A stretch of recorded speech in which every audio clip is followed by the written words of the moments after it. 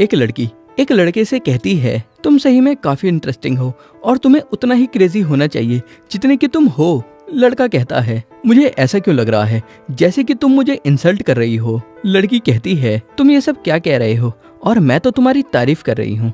और अब मैं तुमसे पूछती हूँ, क्या तुम्हें पावर चाहिए? लड़का कहता है, हाँ बिल्कुल, क्योंकि मैं इसके लिए मना तो नहीं करूँगा। लड़की कहती है, मैं इसको दूसरे तरीके से पूछती हूँ, और क्या तुम्हें और ज्यादा मैजिक पावर चाहिए? ये सुनकर लड़का बहुत ज्यादा एक्साइटेड होकर कहता है, हाँ बिल्कुल। फिर अगले सीन में ये लड़का नींद से जागता है और आसपास देखकर सोचने लगता है, ये कौन सी जगह है और मैं यहाँ कैसे आ गया, और मैं तो ऑफिस का काम करने के बाद ड्रिंक पी रहा था। फिर ये लड़का शीशे में खुद को देखता है और बहुत जोर से चिल्लाता है और सोचता है, ये मेरा फेस है और मैं एक बच्चा बन चुका हूँ। तभी लड़के के पिता उसे चिल्लाने पर डांटते हैं और कहते हैं, लियम तुम हैमिल्टन फैमिली का हिस्सा हो, इसलिए तुम्हें ठीक से बर्ताव करना चाहिए। ये बात कहकर पिता चले जाते हैं और लड़का सोचता है, लियम क्या ये मेरा नाम है? तभी एक मेड कहती है, अभी मास्टर का मूड अच्छा है क्योंकि काफी सारे लड़के होने के बाद उनकी एक बेटी हुई है और मुझे उम्मीद है कि लियम तुम अपनी छोटी बहन की बर्थडे पार्टी एंजॉय करोगे। फिर अगली सुबह ये लड़का समझ जाता है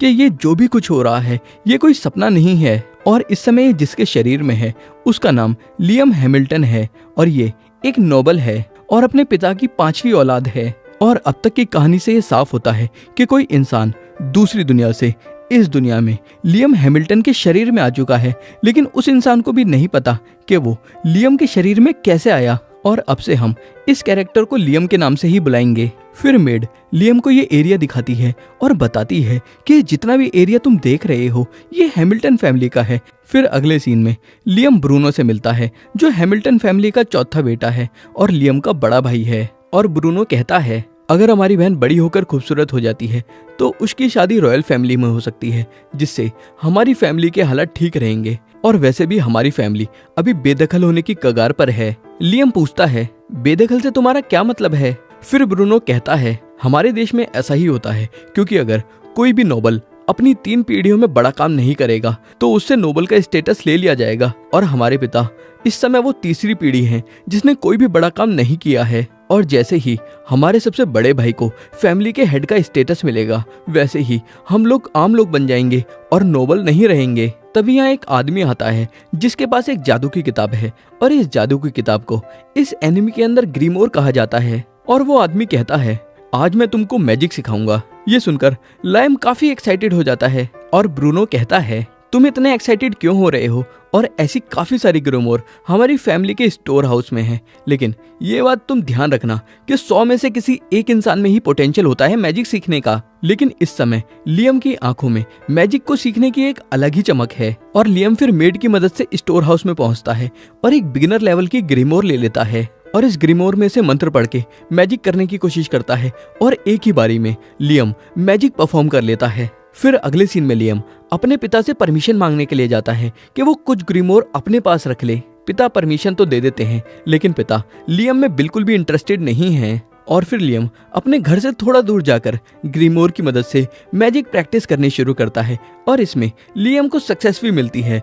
और अब लियम को प्रैक्टिस करते करते 1 महीने से ज्यादा हो चुका है। और लियम फिर अपना मैजिक ब्रूनो को दिखाता है और ब्रूनो ये देखकर हैरान हो जाता है और कहता है, तुम तो बिना ग्रीमोर की मदद से ही मैजिक कर पा रहे हो, और क्या तुमने ये सब खुद सीखा है और वो भी 1 महीने के अंदर? और फिर एक्साइटेड होकर ब्रूनो लियम से उसकी ग्रीमोर ले लेता है और मैजिक करने की कोशिश करता है, लेकिन ब्रूनो मैजिक परफॉर्म नहीं कर पाता। और ग्रीमोर लौटाकर ब्रूनो कहता है, तुम सही में कमाल के हो, क्योंकि मैंने सुना है कि जिन लोगों के अंदर मैजिक करने का पोटेंशियल होता है उन लोगों को भी मैजिक परफॉर्म करने में 1 साल लग जाता है और तुम अपनी मैजिक की मदद से इस किंगडम में अपना स्टेटस बना पाओगे और इस दुनिया में आगे बढ़ पाओगे। फिर सीन शिफ्ट होता है और अब लियम सारे फायर स्पेल सीखने के बाद अब आइस स्पेल सीखना शुरू करने वाला है और लियम आइस स्पेल सीखने के लिए काफी एक्साइटेड है। तभी लियम को उसके पिता रोक लेते हैं और कहते हैं, मैंने सुना है कि तुम मैजिक सीख रहे हो और मुझे भी दिखाओ कि तुम क्या मैजिक कर सकते हो। लियम आइस मैजिक का इस्तेमाल करके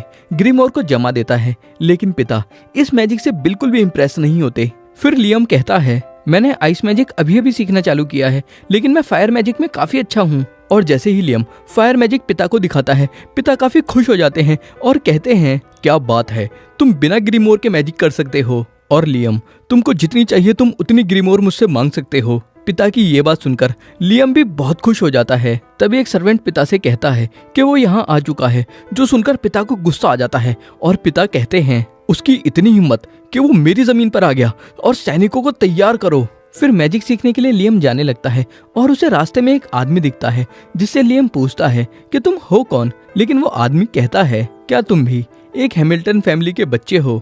लियम कहता है हाँ, मेरा नाम लियम हैमिल्टन है। ये आदमी कहता है लगता है गड़बड़ हो गई और चलो अब मुझको अपना बंदी बना लो। लियम पूछता है लेकिन मैं ऐसा क्यों करूंगा। वो आदमी कहता है हाँ, तुम सही कह रहे हो और तुम तो बस एक बच्चे हो, और क्या तुम मैजिक सीख रहे हो। लियम कहता है हाँ, और मैं मैजिक की प्रैक्टिस करने ही जा रहा हूँ। आदमी कहता है क्या तुम मैजिक सीखने का बेहतर तरीका जानना चाहते हो। लियम पूछता है बेहतर तरीके से तुम्हारा क्या मतलब है। और फिर ये आदमी लियम को 5 अलग अलग टाइप के मैजिक एक साथ करके दिखाता है, जो देखकर लियम भी काफी हैरान हो जाता है और कहता है ये तुमने कैसे किया, और सही में ये काफी कमाल का था। आदमी कहता है क्या तुम चाहते हो कि मैं तुम्हें मैजिक सिखाऊं। लियम हाँ कहता है और ये सुनकर आदमी कहता है तुम मुझे अच्छे लगे, क्योंकि तुम बाकी नोबल्स की तरह नहीं हो जिनके अंदर नोबल होने का घमंड भरा पड़ा है। और फिर ये आदमी लियम को एक साथ 2 अलग अलग मैजिक स्पेल करना सिखाता है और लियम एक ही ट्राई में 2 अलग अलग मैजिक स्पेल कर देता है, जो देखकर ये आदमी भी थोड़ा सरप्राइज हो जाता है और लियम को मैजिक सिखाना कंटिन्यू करता है और लियम को एक साथ 3 मैजिक स्पेल करने के लिए कहता है। और लियम ट्राई करता है और कुछ हद तक कामयाब भी हो जाता है, लेकिन एंड टाइम पर लियम का स्पेल फेल हो जाता है। लेकिन ये आदमी कहता है लियम तुम फेल नहीं हुए हो और तुम में बस अभी मैजिक पावर कम है, और इस मैजिक स्पेल में नॉर्मल मैजिक से काफी ज्यादा मैजिकल पावर चाहिए। और ये काफी कमाल की बात है कि तुमने एक साथ 3 मैजिक स्पेल करना इतनी जल्दी सीख लिया, इसलिए अब तुम्हें बस अपनी मैजिक पावर को कंट्रोल करना सीखना है। और फिर ये आदमी लियम को बताता है कि एक साथ काफी सारे स्पेल्स किए जा सकते हैं, लेकिन सिर्फ प्राइम नंबर में, जैसे कि 1 स्पेल, 2 स्पेल, 3, 7, 11, 13, लेकिन तुम 6, 4, 8, 10, 12, 16 स्पेल्स एक साथ नहीं कर सकते। और फिर ये आदमी लियम को दिखाता है कि ये एक साथ 13 स्पेल्स कर सकता है और लियम से पूछता है क्या तुम और मैजिक सीखना चाहते हो। लियम खुशी खुशी हाँ कहता है और फिर ये लियम को एक अंगूठी देता है और बताता है कि ये एक मैजिक पीडिया है और इसके अंदर 100 ग्रीमोर्स के बराबर स्पेल लिखे हुए हैं। और फिर लियम के इस अंगूठी को पहनने के बाद लियम को एक साथ काफी सारे मैजिक स्पेल्स दिखाई देने लगते हैं और लियम कहता है क्या मैं इनमें से कोई मैजिक स्पेल ट्राई कर सकता हूँ। वो आदमी कहता है हाँ बिल्कुल। फिर लियम एक विंड मैजिक करता है, लेकिन पलटकर देखता है तो लियम को वो आदमी दिखाई नहीं देता। तभी अचानक एक मेड यहाँ पर पहुंच जाती है और कहती है लियम तुम्हारे लिए यहाँ अकेले आना खतरनाक हो सकता है, क्योंकि एक आदमी चुपके से तुम्हारे पिता के एरिया में घुस आया है। और फिर मेड लियम को एक ग्रीमोर देती है जिसके अंदर समनिंग मैजिक स्पेल्स हैं और लियम को घर वापस जल्दी आने के लिए कहती है और यहाँ से चली जाती है। तभी वो आदमी यहाँ दोबारा आ जाता है और कहता है तुम्हारे पास ये ग्रीमोर बिल्कुल सही टाइम पर आई है। लियम पूछता है तुम अचानक कहाँ चले गए थे। आदमी कहता है मैं कहीं नहीं गया था और मैंने बस अपना गायब होने वाला जादू इस्तेमाल किया था, और जाने से पहले मैं तुम्हें एक आखिरी चीज सिखाना चाहता हूँ, इसीलिए इस ग्रीमोर को खोलो और अंगूठी को पहने पहने एक मैजिक स्पेल करो। फिर लियम एक मैजिक स्पेल करता है जिससे एक सैलेमेंडर समन हो जाता है, लेकिन वो अचानक अंगूठी में घुस जाता है। और फिर ये आदमी कहता है ये रिंग एक मैजिक पीडिया है और ये ग्रीमोर के स्पेल्स को सेव कर लेती है, बिल्कुल एक नोटबुक की तरह। और फिर ये आदमी लियम को कुछ और मैजिक स्पेल्स करने के लिए कहता है और लियम फिर कुछ और मैजिक स्पेल्स करने के बाद जब देखता है तो ये आदमी यहाँ से गायब हो चुका है। लेकिन जाने से पहले उस आदमी ने लियम के लिए जमीन पर एक मैसेज लिख दिया है कि मैजिक की स्टडी करते रहो और हम दोबारा जरूर मिलेंगे, और प्लीज मेरे बारे में किसी को कुछ मत बताना। आदमी के जाने के बाद लियम सोचता है हालांकि हम लोगों ने बस थोड़ा सा ही समय साथ में बिताया था और मुझे तो उसका नाम भी नहीं पता, लेकिन वो आदमी मेरा मास्टर है। और अब 1 महीना और बीत चुका है और लियम के मैजिक स्किल्स और भी बेहतर हो चुके हैं और लियम अपने मैजिक का इस्तेमाल करके एक भट्टी बनाता है जिसकी मदद से लियम चारकोल और क्रिस्टल बनाता है। और जब ब्रूनो यहाँ आकर देखता है कि लियम ने अपने मैजिक से चारकोल और क्रिस्टल बनाया है, तब ब्रूनो लियम से काफी इम्प्रेस हो जाता है और कहता है ये देखकर मुझे काफी अच्छा लगा और मुझे पूरा यकीन है कि तुम अपना ख्याल खुद रख लोगे। लियम पूछता है तुम आखिर ऐसा क्यों कह रहे हो। ब्रूनो बताता है मैं एक लो रैंकिंग नोबल फैमिली की लड़की से शादी कर रहा हूँ, हालांकि उनके पास हमसे कम पैसे हैं, लेकिन वहां जाकर मुझे ज्यादा फ्रीडम मिलेगी। लियम ब्रूनो को कॉन्ग्रेचुलेट करता है और फिर ब्रूनो लियम से कहता है लियम क्या तुम्हें पिता की सबसे बड़ी गलती के बारे में पता है। लियम कहता है कि उसे नहीं पता और फिर ब्रूनो बताता है, पिता तुम्हारी जगह एक लड़की चाहते थे, जिससे उस लड़की की शादी वो एक रॉयल फैमिली में कर दें, जिससे फैमिली का नोबल स्टेटस बना रहे। लेकिन तुम एक लड़का पैदा हो गए, जिस वजह से कुछ बड़ा हासिल करने की कोशिश में पिता ने अपने हजारों सोल्जर्स भेज दिए एक काफी पावरफुल मॉन्स्टर को हराने के लिए, जो हमारी जमीन से काफी दूर सील हो रखा था। लेकिन इसमें हमारी बहुत बुरी तरीके से हार हुई और हमारे ज्यादातर सोल्जर्स इसमें मर गए और जैसे तैसे उन्होंने उस मॉन्स्टर को दोबारा सील कर दिया। और इस समय हमारे बड़े भाई और पिता पूरी कोशिश कर रहे हैं कि फैमिली का नोबल स्टेटस ना खत्म हो। लेकिन अगर मैं तुमसे सच कहूँ तो मुझे लगता है कि हमारी फैमिली का खेल खत्म होने वाला है। इसीलिए मैं तुम्हें सलाह दूंगा कि तुम्हें अपनी आजादी हासिल करने के बारे में सोचना चाहिए। फिर अगले सीन में लियम क्रिस्टल और चारकोल को बेचकर थोड़े पैसे कमा लेता है और कहता है, ये काम करके मैं अपनी आजादी हासिल कर लूंगा, लेकिन मुझे प्रॉफिट कमाने के और तरीके सोचने पड़ेंगे। फिर लियम नूडल शॉप में जाता है और यहाँ लियम के पास पैसे बनाने का एक और आइडिया आता है और लियम फिर इंस्टेंट नूडल्स तैयार करता है और अपने सर्वेंट्स को वो नूडल्स खिलाता है और उनको ये नूडल्स काफी पसंद आते हैं। फिर लियम इन नूडल्स को रेस्टोरेंट में बेचने के लिए जाता है और रेस्टोरेंट का मालिक इन नूडल्स की तारीफ करता है, लेकिन खरीदने से मना कर देता है और कहता है, मैं तुम्हारे साथ बिजनेस इसलिए नहीं कर सकता क्योंकि तुम हैमिल्टन फैमिली के 5वें बेटे हो और सिर्फ सबसे बड़ा बेटा एल्ब्रेवेट ही बिना किसी परमिशन के हमारे साथ बिजनेस कर सकता है। ये सुनकर लियम यहाँ से चला जाता है और फिर ये आदमी कहता है, क्या तुम सच में ऐसा ही करना चाहते थे? फिर पीछे से बाहर आकर एल्ब्रेवेट कहता है, हाँ, और मैं इसको पापा की जमीन पर इसकी मर्जी से कुछ भी करने नहीं दे सकता। लेकिन इस सब के बाद भी लियम सामान बेचने से हार नहीं मानता और फिर लियम अपने स्टोरेज स्पेल का इस्तेमाल करता है, जिसके अंदर ये काफी सारा मटेरियल डाल सकता है। और इसके बाद लियम एक स्पेशल टाइप के समनिंग स्किल का इस्तेमाल करता है, जिसकी मदद से लियम खुद को ही समन करता है और लियम का ये मैजिक स्पेल काम कर जाता है, जिस वजह से लियम काफी खुश हो जाता है। और फिर असली लियम क्लोन को दूर भेज देता है सामान बेचने के लिए। और जैसे ही क्लोन सामान बेचकर स्टोरेज स्पेल में पैसे डालता है, वैसे ही यहाँ असली लियम के पास जो स्टोरेज स्पेल है उसके अंदर पैसे पहुंच जाते हैं। और ऐसा करके अब असली लियम यहाँ पर प्रोडक्ट बनाकर वो प्रोडक्ट स्टोरेज स्पेल में डाल देता है और कहीं दूर क्लोन स्टोरेज स्पेल में से वो प्रोडक्ट निकालता है और बेच देता है और स्टोरेज स्पेल के अंदर पैसे डाल देता है और ये पैसे स्टोरेज स्पेल में से असली लियम निकाल लेता है। और ऐसे करके इसके पास एक जोरदार प्लान आ चुका है पैसे कमाने का। और अभी लियम अपने क्लोन के साथ फाइट करके मैजिक की प्रैक्टिस कर रहा है, लेकिन जल्दी से लियम अपने क्लोन को गायब कर देता है क्योंकि यहाँ पर लियम का सबसे बड़ा भाई एल्ब्रेवेट आ चुका है। और एल्ब्रेवेट लियम से कहता है, लियम, मैंने सुना है कि सब तुम्हारी तारीफ कर रहे हैं क्योंकि तुम्हारे मैजिक स्किल्स काफी बेहतर हो चुके हैं, और क्या मैं जान सकता हूँ कि बड़े होकर तुम क्या बनना चाहते हो? ये सुनकर लियम समझ जाता है कि एल्ब्रेवेट ये सवाल इसलिए पूछ रहा है क्योंकि एल्ब्रेवेट सबसे बड़ा बेटा है और अगला पिता का होने वाला वारिस भी है, और इसे जरूर ऐसा लग रहा है कि लियम इसकी जगह लेने की कोशिश कर रहा है। और फिर लियम कहता है, मैं बड़े होकर आज़ाद होना चाहता हूँ और अच्छा रहेगा कि अगर मुझे कोई जॉब मिल जाए जिससे मैं खुद को सपोर्ट कर सकूँ। ये सुनकर एल्ब्रेवेट को अच्छा लगता है और एल्ब्रेवेट कहता है, अगर ऐसा है तो मैं तुम्हें हंटर गिल्ड में भेज देता हूँ। फिर अगले सीन में लियम हंटर गिल्ड के अंदर पहुँचता है। फिर गिल्ड मास्टर लियम से कहता है, तुम जरूर लियम हैमिल्टन होगे और मुझे तुम्हारे बारे में पहले ही मिस्टर एल्ब्रेवेट ने बता दिया है, लेकिन तुम्हें काम देने से पहले मैं तुम्हारी एबिलिटीज को टेस्ट करना चाहूंगा, जिससे कहीं मैं तुम्हें ज्यादा खतरनाक काम ना दे दूं और अब तुम अपने मैजिक स्पेल से मुझ पर हमला करो।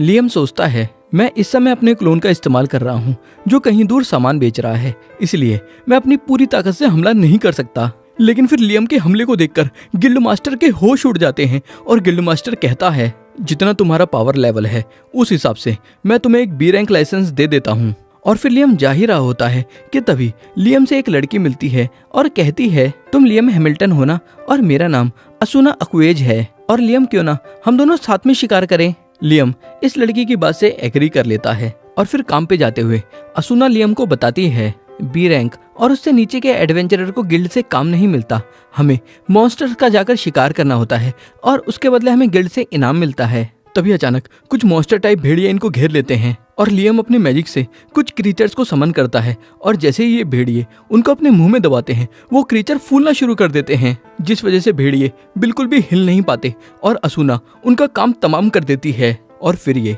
इन सभी भेड़ियों को गिल्ड ले जाते हैं और गिल्ड से इसके बदले इन्हें इनाम मिलता है। और गिल्ड मास्टर इनसे कहता है क्योंकि तुम लोग स्ट्रांग हो इसलिए मैं तुमको एक काम देना चाहता हूँ। फिर ये दोनों काम पर निकल पड़ते हैं और लियम कहता है तुम काफी खुश लग रही हो। असूना कहती है हाँ बिल्कुल, क्योंकि हमें गिल्ड से एक जॉब मिली है और इसका मतलब है कि वो हमारी ताकत की रिस्पेक्ट करते हैं और एक खास आदमी इस रास्ते से आने वाला है जिस वजह से हमें इस मॉन्स्टर को हराने का काम मिला है। और फिर इनको ये मॉन्स्टर मिल जाता है, लेकिन इन लोगों के किसी भी अटैक से इस मॉन्स्टर को कुछ नहीं होता, जिसके बाद ये लोग काफी थक जाते हैं। और असूना कहती है ये मॉन्स्टर तो तभी हारेगा जब इसके सर पे कोई मीटियोर गिर जाएगा। असूना की ये बात सुनकर लियम को आइडिया आता है और फिर लियम स्टोरेज स्पेल का इस्तेमाल करके आइटम बॉक्स में से एक काफी बड़ा पत्थर इस मॉन्स्टर पर गिरा देता है जिससे ये मर जाता है। और फिर ये लोग ढूंढकर एक नहीं बल्कि 2 मॉन्स्टर को मार के गिल्ड ले जाते हैं। ये देखकर गिल्ड मास्टर भी काफी हैरान हो जाता है और कहता है तुमने इन 2 मॉन्स्टर को हरा दिया और वो भी इतनी जल्दी। लियम कहता है मैंने अपने सर्च मैजिक का इस्तेमाल करके दूसरे मॉन्स्टर को भी बड़ी जल्दी ढूंढ लिया था और अब काफी दिन बाद एक खास आदमी यहाँ पर आ चुका है। और एल्ब्रेवेट लियम से कहता है मैंने तुम्हें हंटर गिल्ड बेचकर सही फैसला किया था और तुम ऐसे ही मेहनत करते रहो। और फिर वो खास आदमी अपनी बग्गी में से उतरता है और अचानक लियम की तरफ देखता है। फिर अगले सीन में ये आदमी और लियम एक साथ बैठे हुए हैं और ये आदमी अपना नाम जेम्स स्टैनली बताता है और लियम अपना नाम इसे लियम हैमिल्टन बताता है। फिर ये आदमी कहता है तुम्हारा और रेमंड का क्या रिलेशन है, क्योंकि जो अंगूठी तुमने पहनी हुई है वो रेमंड की है, और क्या तुमने उसे जान से मार के ये अंगूठी उससे ली है। ये बातें सुनकर लियम समझ जाता है कि रेमंड वही इंसान है जिसने लियम को मैजिक स्पेल सिखाए थे। और लियम कहता है नहीं, और ये अंगूठी मुझे मेरे मास्टर ने दी है। और फिर लियम स्टैनली को पूरी कहानी बताता है, जो सुनकर स्टैनली भी लियम की बात पर यकीन कर लेता है क्योंकि ऐसा सिर्फ रेमंड ही कर सकता है। और फिर स्टैनली लियम से कहता है लियम तुम इसको जितनी ताकत से हिट कर सकते हो उतनी ताकत से हिट करो, क्योंकि मैं देखना चाहता हूँ कि तुम कितने ताकतवर हो। और फिर ये आदमी एक शील्ड बनाकर खड़ा हो जाता है और लियम फिर इस पर हमलों की बारिश कर देता है जिससे इसकी शील्ड टूटती जाती है और इसे एक हिट लग जाता है और ये जमीन पर गिर जाता है। ये देखकर स्टैनली खुश होता है और कहता है अगर तुम हैमिल्टन फैमिली के 5वें बेटे होने के बावजूद भी गिल्ड में काम कर रहे हो तो तुम जरूर खुद को आजाद करना चाहते होगे, इसीलिए मैं तुम्हें नाइट का टाइटल ऑफर करता हूँ और इससे तुम्हें आजादी मिलेगी। और फिर स्टैनली लियम को नाइट का टाइटल दे देता है और लियम इसके लिए स्टैनली को शुक्रिया करता है। फिर स्टैनली कहता है रेमंड को शरारतें करना काफी पसंद था, और क्या कभी तुम्हें ऐसा लगा है कि रेमंड ने तुम्हारे साथ कोई प्रैंक किया है। फिर लियम स्टैनली को बताता है कि कुछ ही दिन पहले आइटम बॉक्स का इस्तेमाल करके जब लियम ने एक तालाब का सारा पानी आइटम बॉक्स में भरा था तब उसके अंदर लियम को रेमंड का एक लेटर भी मिला था और उस लेटर में लिखा था लियम अगर तुम इस लेटर को पढ़ रहे हो तो इसका मतलब है कि तुम आइटम बॉक्स को मास्टर कर चुके हो, और इस तालाब के अंदर मैंने पहले ही 100 किलो गोल्डन पाउडर डाल दिया था और वो तुम्हारे लिए मेरी तरफ से ग्रेजुएशन का गिफ्ट है। लेकिन अगर तुम्हें मेरा गिफ्ट अच्छा ना लगे तो इस बारे में सोचो कि मैंने 100 किलोग्राम गोल्ड ही तुम्हें क्यों दिया, और इसको अपनी ग्रेजुएशन का टेस्ट समझो। लियम की ये सारी बातें सुनकर स्टैनली कहता है ये जो गोल्ड है ये बस तुम्हारा ध्यान भटकाने के लिए है और तुम्हारा असली ग्रेजुएशन का गिफ्ट आसपास ही कहीं पर होगा। ये बात सुनकर लियम दोबारा उस तालाब पर पहुंचता है और आइटम बॉक्स के अंदर तालाब का सारा पानी भर देता है और फिर आइटम बॉक्स में से लियम गोल्ड का पाउडर बाहर निकाल देता है। और फिर गोल्ड के पाउडर के बाहर निकलने के बाद वहां पर एक खुफिया रास्ता खुलता है और लियम उस रास्ते के अंदर जाकर देखता है कि अंदर एक ग्रीमोर और एक लेटर पड़ा हुआ है और इस लेटर के अंदर लिखा है लियम ये तुम्हारा असली ग्रेजुएशन का गिफ्ट है और ये ग्रीमोर एक मैक्सिमम लेवल की ग्रीमोर है और मैं इसको इस्तेमाल नहीं कर पाया, लेकिन मैं उम्मीद करता हूँ कि तुम इसको इस्तेमाल कर पाओगे। और इस ग्रीमोर को देखकर लियम काफी एक्साइटेड हो जाता है और पूरी रात इस ग्रीमोर में से मैजिक स्पेल करने की कोशिश करता रहता है। और सुबह होने के बाद लियम इस ग्रीमोर में से एक अनदर वर्ल्ड नाम का स्पेल कर पाता है और इस स्पेल से लियम के सामने एक दरवाजा आ जाता है और लियम फिर इस दरवाजे के अंदर घुसता है और देखता है कि यहाँ पर खाली स्पेस है। फिर लियम इस स्पेल के बारे में पढ़ना शुरू करता है और ये स्पेल बिल्कुल आइटम बॉक्स की तरह है, बस इसमें ये फर्क है कि इसमें सामान के अलावा इंसान भी घुस सकता है, लेकिन जिस आदमी ने ये स्पेल किया है उसकी मर्जी के बिना कोई भी इसके अंदर नहीं घुस सकता। और ये पढ़कर लियम काफी एक्साइटेड हो जाता है और कहता है मैं इसके अंदर अपना घर या सीक्रेट बेस भी बना सकता हूँ और इस सब के लिए आपका शुक्रिया मास्टर। फिर अगले सीन में ये दोनों एक जाइंट मॉन्स्टर से फाइट कर रहे हैं और जब ये जाइंट मॉन्स्टर इनके ऊपर एक मैजिक अटैक करता है तो ये इस दरवाजे के अंदर घुसकर इसके अटैक से बच जाते हैं और फिर ये दोनों इस मॉन्स्टर को मार के इसका मैजिक स्टोन गिल्ड मास्टर के पास ले आते हैं। और ये मैं आपकी इन्फॉर्मेशन के लिए बता दूं, जिन मॉन्स्टर्स के अंदर मैजिक पावर होती है उनके अंदर एक मैजिक स्टोन होता है और इस मैजिक स्टोन को देखकर गिल्ड मास्टर भी काफी हैरान हो जाता है और कहता है ये एक ए रैंक जॉब थी और मुझे लगा था इसको पूरा करने में तुम्हें थोड़ी परेशानी होगी और इसके लिए तुम्हारा शुक्रिया लियम। तभी असुना को बुरा लगने लगता है और गिल्ड मास्टर कहता है इस काम के लिए तुम्हारा भी शुक्रिया असुना, और मैंने ये जानबूझकर नहीं किया। असुना कहती है मैं तुम्हारी बात समझ सकती हूँ, क्योंकि अगर मैं और ताकतवर नहीं हुई तो लियम मुझे पीछे छोड़कर आगे निकल जाएगा। गिल्ड मास्टर कहता है अगर ऐसा है तो क्यों ना तुम लियम की फैमिलियर बन जाओ। लियम कहता है लेकिन ये काम तो हम मॉन्स्टर के साथ कॉन्ट्रैक्ट करके करते हैं। गिल्ड मास्टर कहता है आमतौर पर लोग मॉन्स्टर के साथ कॉन्ट्रैक्ट करते हैं जिससे वो और अच्छे से फाइट कर सके, लेकिन ये काम तुम इंसानों के साथ भी कर सकते हो। लेकिन अगर तुम ऐसा करोगे तो असुना तुम अपने मास्टर के ऑर्डर के खिलाफ नहीं जा सकती। हालांकि मास्टर के पावर के हिसाब से उसकी फैमिलियर की एबिलिटीज भी काफी इंप्रूव हो जाती हैं और फैमिलियर ज्यादा ताकतवर हो जाता है जिससे वो अपने मास्टर को प्रोटेक्ट कर सके। ये ताकतवर होने की बात सुनकर असुना काफी खुश हो जाती है और लियम से कहती है लियम क्या हम कॉन्ट्रैक्ट के अंदर आ सकते हैं। लियम कहता है हाँ बिल्कुल, लेकिन ऐसा करने के बाद तुम मुझे किसी भी चीज के लिए ना नहीं कह पाओगी। असुना कहती है कोई बात नहीं, क्योंकि मुझे यकीन है कि तुम मुझे कोई भी अजीब काम करने के लिए नहीं कहोगे, और अगर कहोगे भी तो मुझे कोई दिक्कत नहीं है। चलो चाहे जो भी हो ये काम करते हैं। और फिर लियम और असुना कॉन्ट्रैक्ट साइन करते हैं। लियम मास्टर बन जाता है और असुना उसकी फैमिलियर। और खड़े होने के बाद असुना अचानक गायब हो जाती है और लियम के पीछे आ जाती है। लियम पूछता है असुना अभी अभी तुमने ये क्या किया। असुना कहती है मैं बस काफी रफ्तार में मूव हुई और जैसे ही मैंने तुम्हारे साथ कॉन्ट्रैक्ट साइन किया वैसे ही मुझे एक आवाज सुनाई दी थी कि मेरा यूनिक स्किल स्पीडस्टर जाग चुका है। और इस यूनिक स्किल की बात सुनकर गिल्ड मास्टर काफी हैरान हो जाता है। फिर लियम कहता है क्या तुम्हें ये पावर फैमिलियर कॉन्ट्रैक्ट की वजह से मिली है, और मैं इसके बारे में और रिसर्च करना चाहूंगा। असुना कहती है मैं एक इंसान को जानती हूँ जिसके साथ तुम ये काम कर सकते हो। फिर अगले सीन में असुना लियम को जोडी से मिलवाती है और जोडी एक काफी ज्यादा एक्सपीरियंस्ड हंटर है। लियम पूछता है मिस जोडी आपको सिचुएशन पता है और क्या आप ये करना चाहोगी। जोडी कहती है हाँ बिल्कुल, मुझे तुम्हारी मदद करके अच्छा लगेगा। फिर अगले सीन में जब ये हंटर गिल्ड पहुंचते हैं तो सभी लोग जोडी की खूबसूरती को देखते ही रह जाते हैं, क्योंकि जोडी वापस जवान हो चुकी है, क्योंकि जोडी भी लियम की फैमिलियर बन चुकी है। असुना पूछती है मिस जोडी आपके पास क्या यूनिक स्किल है। जोडी कहती है मैं अभी आती हूँ, और थोड़ी देर में जोडी अपने साथ 2 सैंडविच लेकर आती है और फिर जोडी ये सैंडविच एक हंटर को देती है जिसको काफी सारी चोटें लगी हुई हैं, और इस सैंडविच को खाते के साथ वो हंटर पूरी तरीके से ठीक हो जाता है। और जोडी कहती है मैं जो खाना बनाती हूँ उससे मैं लोगों की चोटों को ठीक कर सकती हूँ। फिर अगले सीन में लियम को स्टैनली ने मिलने के लिए बुलाया है और स्टैनली कहता है इस किंगडम की पहली प्रिंसेस स्कारलेट को तुम्हारे अंदर काफी इंटरेस्ट है, क्योंकि तुम सिर्फ 12 साल की उम्र में ही ए रैंक जॉब कर पा रहे हो और तुम्हारे फैमिलियर के पास यूनिक स्किल है, और इसके अलावा तुम एक साथ 11 मैजिक स्पेल कर सकते हो। और इस सब की वजह से प्रिंसेस का तुम्हारे अंदर इंटरेस्ट बना है और तुम्हें अपने स्किल्स का प्रदर्शन उनके सामने जाकर करना चाहिए। लेकिन लियम कहता है क्या कोई तरीका है जिससे मैं इस काम के लिए उनसे मना कर सकूं।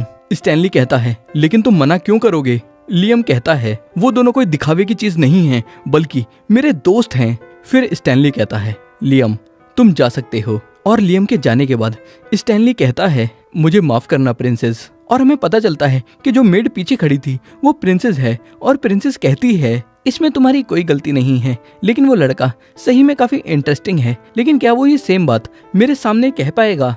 और अभी लियम हैमिल्टन को प्रिंसेस स्कारलेट ने अपने पास मिलने के लिए बुलाया है और प्रिंसेस स्कारलेट लियम से कहती हैं लियम हैमिल्टन चलो सीधा मुद्दे पर आते हैं, और तुम मुझे बताओ कि तुमने कार्निवोरस कैटरपिलर्स और जाइंट फ्रॉग को कैसे हराया।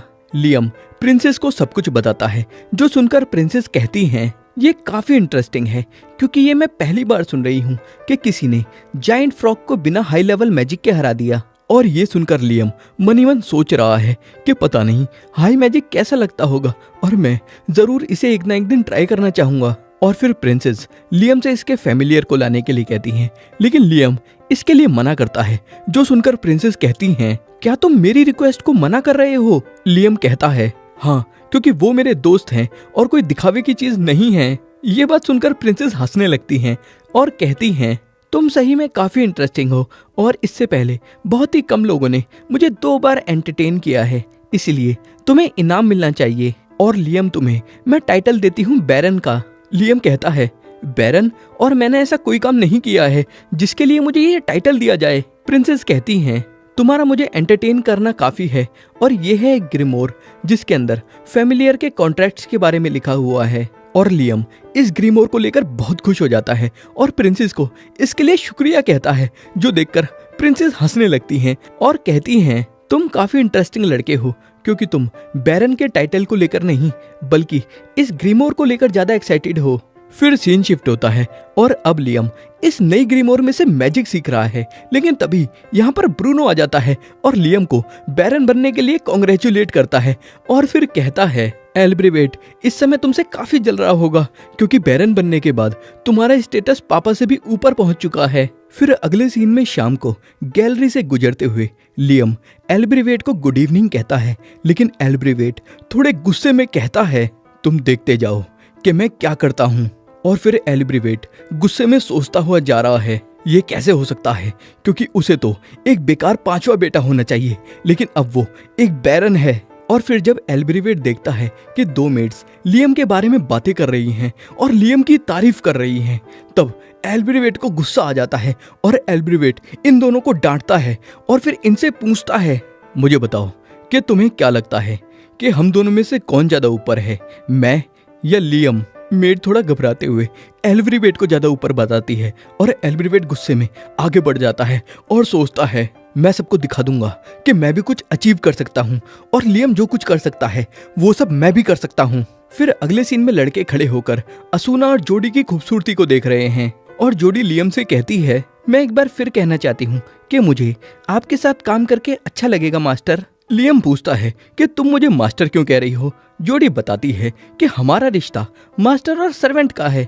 लियम कहता है, इस बात की चिंता तुम मत करो और तुम मुझे मेरे नाम से बुलाओ। जोडी कहती है, अगर ऐसा है तो मैं तुम्हें लियम कहूंगी। और लियम की मैच्योरिटी को देखकर असूना और जोडी लियम की तारीफें करती जाती हैं, जो देखकर वहां खड़े हुए लड़कों को लियम पर बहुत गुस्सा आता है। और फिर ये लोग अपनी एक पार्टी बना लेते हैं और मॉन्स्टर्स का शिकार करते हैं और बड़े ही आसानी से मॉन्स्टर्स को हरा देते हैं। और फिर जोडी कहती है, ये तो कमाल हो गया, क्योंकि अब मैं पहले से भी ज्यादा अच्छे से देख पा रही हूँ। लियम पूछता है, क्या ये तुम्हारे लिए ज्यादा बड़ी बात है? जोडी कहती है, एक तीरंदाज के लिए उसकी आंखें ही सब कुछ होती हैं, क्योंकि अगर एक तीरंदाज देख नहीं सकता तो वो निशाना नहीं लगा सकता।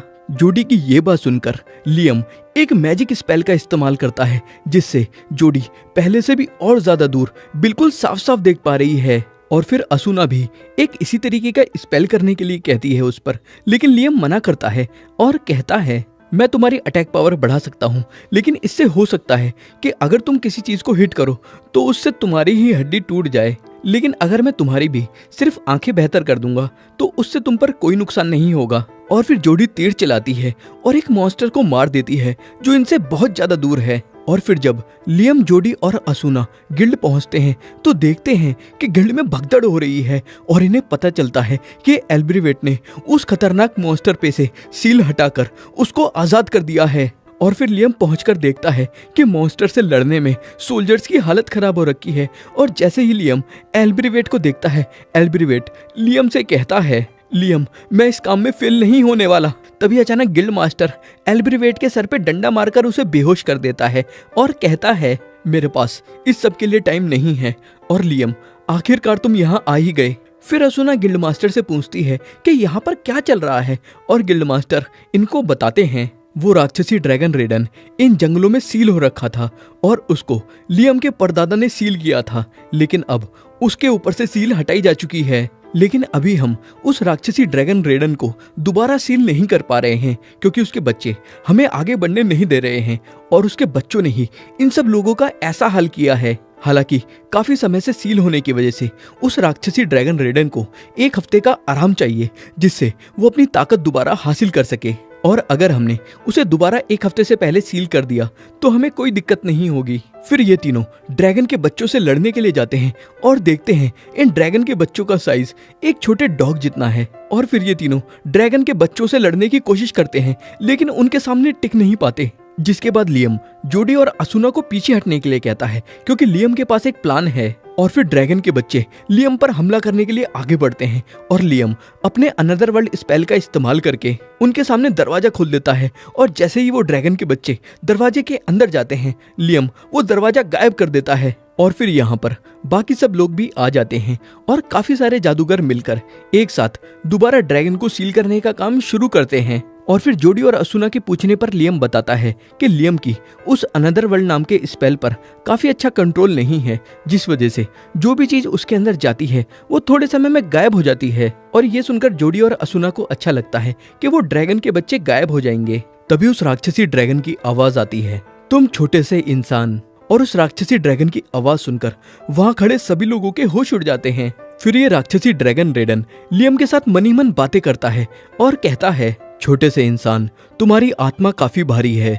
लियम कहता है, राक्षसी ड्रैगन। ड्रैगन कहता है, राक्षसी ड्रैगन, लगता है कि आज की तारीख में इंसान मुझे इस नाम से जानते हैं। और इंसान तुम्हारी आत्मा काफी भारी है, और तुम हो कौन? लियम कहता है, मैं बस एक इंसान हूँ। ड्रैगन कहता है, लेकिन तुम्हारा शरीर और आत्मा एक दूसरे के साथ मैच नहीं हो रहा है। ये सुनकर लियम सोचता है, क्या इसे पता है कि मैं एक एडल्ट हूँ जो इस शरीर के अंदर है, और क्या इसे ये भी पता होगा कि ये क्यों हुआ है? ड्रैगन कहता है, मुझे नहीं पता कि ये क्यों हुआ है। लियम सोचता है, क्या ये मेरा दिमाग पढ़ सकता है? और फिर ड्रैगन कहता है, इंसान तुम्हारी जिंदगी काफी इंटरेस्टिंग होने वाली है, और क्या तुम मुझे इसमें अपने साथ लेकर जाओगे? क्योंकि मैं तुम्हारी जिंदगी देखना चाहता हूँ, और मैं किसी को चोट नहीं पहुंचाऊंगा, बल्कि मैं तुम्हारी मदद करूंगा। और लियम फिर इस चीज के लिए तैयार हो जाता है, क्योंकि लियम ड्रैगन के अंदर से कोई भी नेगेटिव फीलिंग सेंस नहीं कर रहा है। और फिर ड्रैगन लियम की बॉडी में आ जाता है, जो देखकर गिल्ड मास्टर कहता है, इसने उस राक्षसी ड्रैगन को अपने अंदर संभाल लिया, और अब लियम अपने अंदर ड्रैगन रेडन की पावर्स को फील कर पा रहा है। और फिर लियम अब एक साथ 17 मैजिक स्पेल्स कर पाता है, और वो भी पूरे कंट्रोल के साथ, क्योंकि ड्रैगन रेडन की वजह से लियम की मैजिकल एनर्जी काफी बढ़ चुकी है। लेकिन वहाँ जितने भी जादूगर हैं उनकी हालत खराब हो रखी है, क्योंकि लियम के अंदर से काफी सारी मैजिकल एनर्जी निकल रही है। तभी ड्रैगन रेडन कहता है, मैजिकल पावर कंट्रोल करो। और लियम फिर ड्रैगन रेडन की मैजिकल पावर कंट्रोल करके कहता है, लगता है कि उन लोगों की थोड़ी हालत खराब ड्रैगन रेडन की पावर से हो रही थी, लेकिन तुम दोनों बिल्कुल ठीक हो। जोडी कहती है, शायद हमें इस वजह से कुछ नहीं हुआ क्योंकि हम तुम्हारे फैमिलियर्स हैं। और फिर गिल्ड मास्टर लियम का शुक्रिया अदा करता है, लेकिन लियम को ऐसा लग रहा है कि ये सब लियम की ही गलती है, क्योंकि एल्ब्रिवेट ने ड्रैगन की सील इस वजह से ही हटाई थी, क्योंकि एल्ब्रिवेट साबित करना चाहता था कि वो लियम से बेहतर है, क्योंकि उसे लियम से जलन हो रही थी।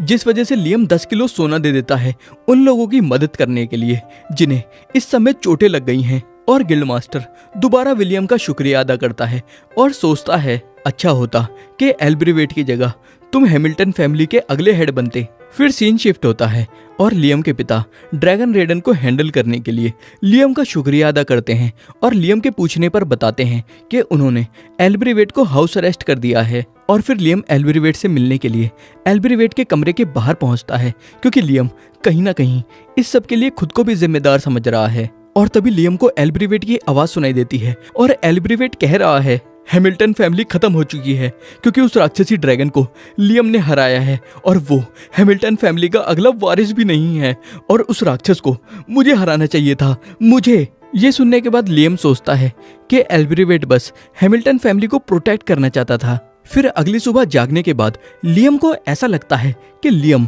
पूरी रात मैजिक की प्रैक्टिस कर रहा था, और तभी लियम को अपनी रिंग के अंदर कुछ नए मैजिक स्पेल्स दिखते हैं। और फिर लियम भागकर अपने घर से दूर जाता है और कहता है, मुझे 2 नए मैजिक स्पेल्स पता चले हैं। और फिर पूरा दिन प्रैक्टिस करने के बाद लियम एक मैजिक स्पेल कर पाता है, और ये एक समनिंग मैजिक है, और इसमें से रेडन जूनियर निकलता है, और ये रेडन जूनियर उस बड़े ड्रैगन रेडन का बच्चा है। तभी यहाँ पर प्रिंसेस स्कारलेट आ जाती हैं और कहती हैं, मैं यकीन नहीं कर सकती कि कोई इंसान होली मैजिक का इस्तेमाल कर सकता है। और लियम जल्दी से समनिंग मैजिक को कैंसिल कर देता है और कहता है, आखिर आप यहाँ क्या कर रही हैं? प्रिंसेस कहती हैं, उस राक्षसी ड्रैगन को हराने की वजह से मैं तुम्हें इनाम देना चाहती हूँ, लेकिन तुम्हारे पास कोई भी जमीन ना होने की वजह से मेरे पिता तुम्हें बैरन के ऊपर का टाइटल नहीं देने देंगे, जिस वजह से मैं तुम्हें ऑर्डर ऑफ द फिनिक्स देती हूँ। और अब तुम मुझे ये बताओ कि तुमने उस राक्षसी ड्रैगन को कैसे हराया। और फिर लियम प्रिंसेस स्कारलेट को सब कुछ बता देता है,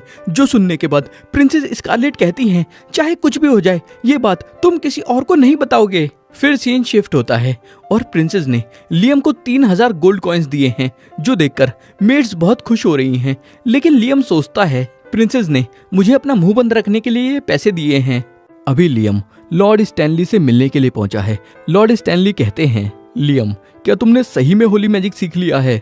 ये सुनकर लियम की हालत खराब हो रखी है, क्योंकि प्रिंसेस स्कारलेट ने लियम को पैसे दिए हैं अपना मुंह बंद रखने के लिए। और फिर लॉर्ड स्टैनली आगे कहते हैं, मुझे इस बात पर शक है कि प्रिंसेस स्कारलेट को तुम पर पूरी तरीके से विश्वास नहीं है, जिस वजह से जो गोल्ड उन्होंने तुमको दिया है वो तुम्हारा मुंह बंद रखने के लिए दिया है। और रिपोर्ट्स के हिसाब से मुझे पता चला है वो राक्षसी ड्रैगन लाइट में बदल गया था और तुम्हारे शरीर के अंदर चला गया था। लॉर्ड स्टैनली की ये सारी बातें सुनकर लियम बहुत ज्यादा प्रेशर में आ चुका है, जिस वजह से लियम कहता है, हाँ मैंने थोड़े होली स्पेल सीख लिए हैं। और फिर लॉर्ड स्टैनली के कहने पर लियम उनको एक होली मैजिक दिखाता है और लॉर्ड स्टैनली पूछते हैं, आखिर ये स्पेल करता क्या है। लियम बताता है, इस स्पेल से काफी सारे नेगेटिव इफेक्ट खत्म हो जाते हैं, जैसे जहर का असर, जलने का असर और वगैरह वगैरह। लॉर्ड स्टैनली कहते हैं, मैं इस बात को अब समझ सकता हूँ कि लोग क्यों होली मैजिक को भगवान का आशीर्वाद कहते हैं। और वैसे क्या तुम्हें 3 ड्रैगन्स की जंग के बारे में पता है। लियम कहता है, नहीं मुझे नहीं पता।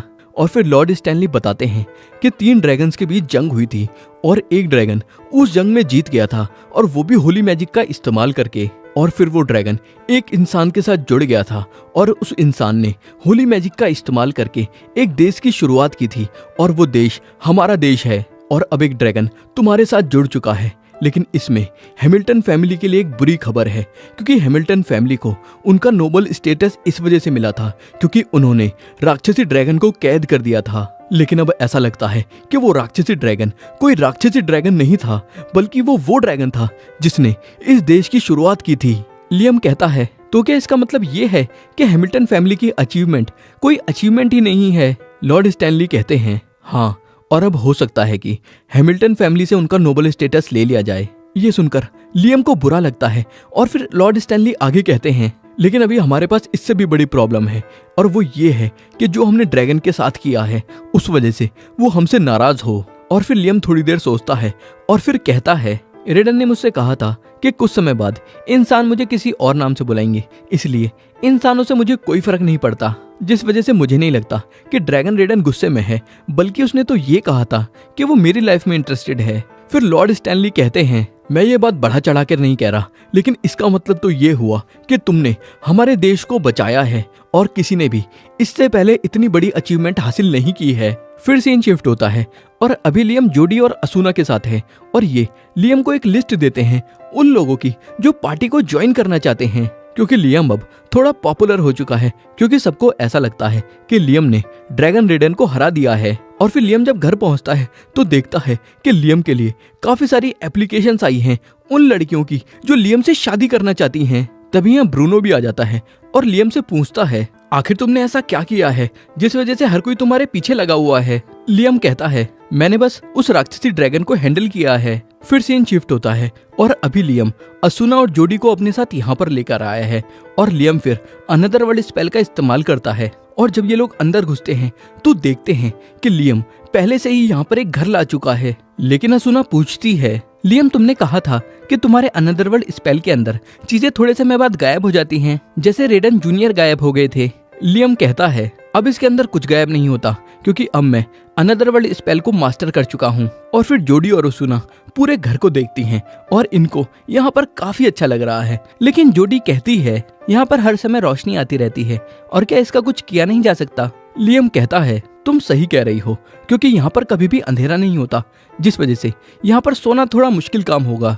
और फिर इस बारे में लियम फिर सोचने लगता है। और फिर थोड़ी देर बाद लियम एक लो लेवल स्पिरिट को समन करता है जिसका नाम शेड है, और लियम फिर शेड से यहाँ पर अंधेरा करने के लिए कहता है, लेकिन शेड यहाँ पर कुछ ज्यादा ही अंधेरा कर देता है। और फिर लियम सैलेमेंडर को समन करके यहाँ पर आग जला देता है, जिससे थोड़ी रोशनी हो जाती है। लेकिन जोडी लियम से यहाँ पर थोड़ा कम अंधेरा करने के लिए कहती है, जिससे ये नेचुरल लगे। और फिर ये सेम बात लियम शेड से कहता है, लेकिन शेड ऐसा नहीं कर सकता क्योंकि शेड एक लो लेवल स्पिरिट है। फिर असुना कहती है, काश स्पिरिट्स भी हमारी तरह ग्रो कर पाती। असुना की ये बात सुनकर लियम को आइडिया आता है और लियम फिर शेड को अपना फैमिलियर बना लेता है, जिससे शेड एक लो लेवल स्पिरिट से एक मीडियम लेवल की स्पिरिट बन जाता है और अब शेड बोल भी सकता है। और शेड कहता है, आपका बहुत बहुत शुक्रिया कि आपने मुझे अपना फैमिलियर बना के एक लो लेवल से एक मिड लेवल स्पिरिट बना दिया। और फिर शेड यहाँ पर अंधेरा थोड़ा कम कर देता है, जिससे यहाँ की लाइटिंग बिल्कुल नेचुरल लगती है। और फिर शेड कहता है, मास्टर आपका बहुत बहुत शुक्रिया और मैं हमेशा आपका कहना मानूंगा, इसलिए आप मुझे जब चाहे समन कर सकते हैं। लियम कहता है, माफ करना लेकिन मुझे मिड लेवल की स्पिरिट्स को समन करना नहीं आता। तभी शेड कहता है, लेकिन आपके हाथ में एक एंशिएंट स्टोरेज डिवाइस है और इसके अंदर आप मिड लेवल स्पिरिट को समन करने का स्पेल स्टोर कर सकते हैं। और फिर लियम अपनी रिंग के अंदर इसको स्टोर कर लेता है। और फिर लियम सैलेमेंडर को भी अपना फैमिलियर बनाकर इवॉल्व कर देता है और अब सैलेमेंडर का नाम इफ्रिट है। और लियम फिर इसको भी अपनी रिंग में स्टोर कर देता है। और फिर ये सेम काम लियम ने और भी काफी सारी लो लेवल स्पिरिट्स के साथ किया। फिर अगले दिन लियम ड्रैगन रेडन के कहने पर इस जगह पर पहुंचा है और ये जगह उस जगह के काफी करीब है जहां पर ड्रैगन रेडन सील था। फिर ड्रैगन रेडन कहता है, लियम मेरे बच्चों को समन करो। और फिर लियम रेडन जूनियर को समन करता है, जिसके बाद अचानक ये जगह बदलने लगती है और अचानक लियम को यहाँ पर काफी सारी पिक्सीज नजर आती हैं। और जैसे ये पिक्सीज लियम को देखती हैं तो ये काफी डर जाती हैं और यहाँ से भागने लगती हैं। तभी लियम चिल्लाता है, मैं तुम्हारा दुश्मन नहीं हूँ और मैं यहाँ पर ड्रैगन रेडन के कहने पर आया हूँ। ये सुनकर पिक्सीज रुक जाती हैं और जब लियम ड्रैगन जूनियर को गोद में उठाता है तो पिक्सीज यहाँ पर पहुंच जाती हैं और एक पिक्सी कहती है, हाँ सही में ये तो ड्रैगन गॉड का बच्चा है। फिर लियम कहता है, मैं यहाँ पर रेडन के कहने पर आया हूँ और उसने मुझे तुम्हारी सुरक्षा करने के लिए कहा है। और फिर लियम सोचता है, पिक्सीज के पंख काफी कीमती होते हैं और इंसान इनके पंखों के लिए इनका शिकार कर करके इनको खत्म कर देंगे। और रेडन ने इनकी सुरक्षा करने के लिए यहाँ पर एक बैरियर बना दिया था और अब रेडन चाहता है कि मैं उसके काम को आगे बढ़ाऊं। फिर लियम कहता है, क्या मैं तुम्हारे ऊपर मैजिक स्पेल कर सकता हूँ? पिक्सीज हाँ कहती हैं। और तभी रेडन लियम से कहता है, तुम्हें इन्हें अपना फैमिलियर बनाने के साथ साथ इनको नाम भी देना होगा, क्योंकि नाम देना एक मैजिकल एक्ट है। और फिर लियम एक पिक्सी को अपना फैमिलियर बना देता है और इसका नाम रेना रखता है। और फैमिलियर होने के बाद ये पिक्सी इवॉल्व हो जाती है और एक एल्फ बन जाती है। और फिर लियम बाकी सारी पिक्सीज को भी फैमिलियर बनाकर उनका नाम रख देता है और ये सभी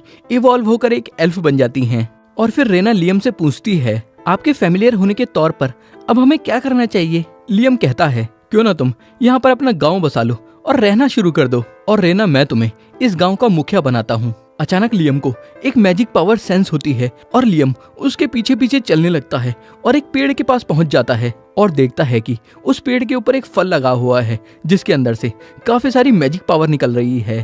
तभी यहाँ पर रेना आ जाती है और लियम के पूछने पर बताती है, पिक्सीज आसपास की मैजिकल पावर को इकट्ठा करके एक जगह ले आती हैं और ये उसी से बना है। तभी रेडन कहता है, लियम इसको खा लो। और लियम जैसे ही इस फल को खाता है, लियम अपने अंदर काफी सारी मैजिक पावर फील कर पाता है और लियम इस बार एक साथ 19 मैजिक स्पेल कर देता है। और इतने सारे मैजिक स्पेल एक साथ करने से लियम बहुत खुश हो जाता है। फिर अगले दिन लियम यहाँ दोबारा आता है और देखता है कि घर के नाम पर इन्होंने ये जगह बनाई है, जो देखकर लियम समझ जाता है इन पे ना हो पाएगा। तभी लियम और इन सबको एक एल्फ की चिल्लाने की आवाज आती है, क्योंकि कुछ इंसान एक एल्फ लड़की को किडनैप करने की कोशिश कर रहे हैं। लेकिन तभी लियम यहाँ पर भागता हुआ आ जाता है और फिर लियम बस कुछ ही सेकंड्स में अपने मैजिक स्पेल्स का इस्तेमाल करके इन सभी गुंडों की छुट्टी कर देता है। लेकिन इससे लियम को रियलाइज होता है कि ये जगह एल्फ्स के लिए सेफ नहीं है और फिर लियम एल्फ्स को दूसरी जगह पर ले आता है और ये जगह हैमिल्टन फैमिली की प्रॉपर्टी है और यहाँ पर एल्फ्स ज्यादा सेफ हैं। और फिर सभी एल्फ्स लियम के आगे सर झुकाती हैं और लियम को अपना किंग बनने के लिए कहती हैं। लियम कहता है, हाँ ठीक है, लेकिन मैं खुद को तुम्हारा किंग तो नहीं कह सकता, इसलिए मैं तुम्हारा लीडर बन जाता हूँ। और फिर इन एल्फ्स के खाने पीने का इंतजाम करने के बाद लियम एक मैजिक स्पेल की प्रैक्टिस करने लगता है और ये मैजिक स्पेल एक हाई लेवल होली मैजिक है और ये ड्रैगन रेडन ने लियम को दिया है। और इस मैजिक स्पेल को लगातार 4 दिन प्रैक्टिस करने के बाद लियम इसको समझ जाता है और फिर सारी एल्फ्स को यहाँ पर बुलाता है और फिर लियम मैजिक स्पेल का इस्तेमाल करता है जिससे ये सभी लोग उस जगह पर टेलीपोर्ट हो जाते हैं जहां पर लियम ने पहले ही अपने क्लोन को भेज दिया था। और फिर रेडन लियम को अपना हाथ आगे करने के लिए कहता है और जैसे ही लियम अपना हाथ आगे करता है वैसे ही इस जगह पर से इल्यूजन मैजिक हट जाता है, जिसके बाद इन सबको अपने सामने एक काफी ज्यादा खूबसूरत जगह दिखती है। और रेडन लियम से कहता है ये उन जगहों में से एक है जिसको मैंने सील किया था। लियम पूछता है लेकिन तुमने इसको सील क्यों किया था? लेकिन लियम के पूछने पर रेडन कोई जवाब नहीं देता। और फिर लियम एक स्पिरिट की मदद से इस जगह पर पानी ढूंढ लेता है जिससे ये एल्व्स यहाँ पर अपना घर बसा सकें। और फिर लियम सोचता है अब बस हमें कोई ऐसा चाहिए जिसकी मदद से हम यहाँ पर कंस्ट्रक्शन कर पाएं। फिर लियम रेना और बाकी सब एल्व्स से कहता है रेना मैं जल्द ही वापस आ जाऊंगा, लेकिन जब तक मैं लौटता नहीं हूँ तब तक ये तीनों तुम्हें प्रोटेक्ट करेंगे। और फिर लियम टेलीपोर्ट होकर सीधा प्रिंसेस स्कारलेट के पास पहुंचता है और प्रिंसेस स्कारलेट लियम से पूछती हैं क्या ड्रैगन रेडन जो तुम्हारे अंदर हैं, क्या उन्होंने कभी भी तुमसे प्रॉमिस्ड लैंड के बारे में बात करी है? लियम कहता है नहीं, और रेडन ने मुझसे कुछ एल्व्स की देखरेख करने के लिए कहा है और मैं अभी उन सभी एल्व्स को उस जगह पर छोड़कर आया हूँ जिस जगह को रेडन ने सील कर दिया था। प्रिंसेस कहती हैं क्या तुम मुझे उस जगह पर ले जा सकते हो? लियम कहता है हाँ बिल्कुल, लेकिन उससे पहले मेरी एक रिक्वेस्ट है। और फिर लियम के कहने पर प्रिंसेस इस गोलक नाम के ड्रॉफ को यहाँ पर ले आती हैं और ये एक कंस्ट्रक्शन इंजीनियर है। और फिर लियम स्पेशल समनिंग मैजिक से गोलक का क्लोन बना लेता है, बिल्कुल वैसे ही जैसे लियम अपना क्लोन बनाता है। और फिर लियम प्रिंसेस और इस क्लोन को अपने साथ टेलीपोर्ट करके एल्व्स के पास ले जाता है। और इस तरीके के मैजिक देखकर गोलक का पूरी तरीके से दिमाग घूम चुका है क्योंकि इसको अभी भी कुछ समझ नहीं आ रहा है कि यहाँ पर क्या हुआ।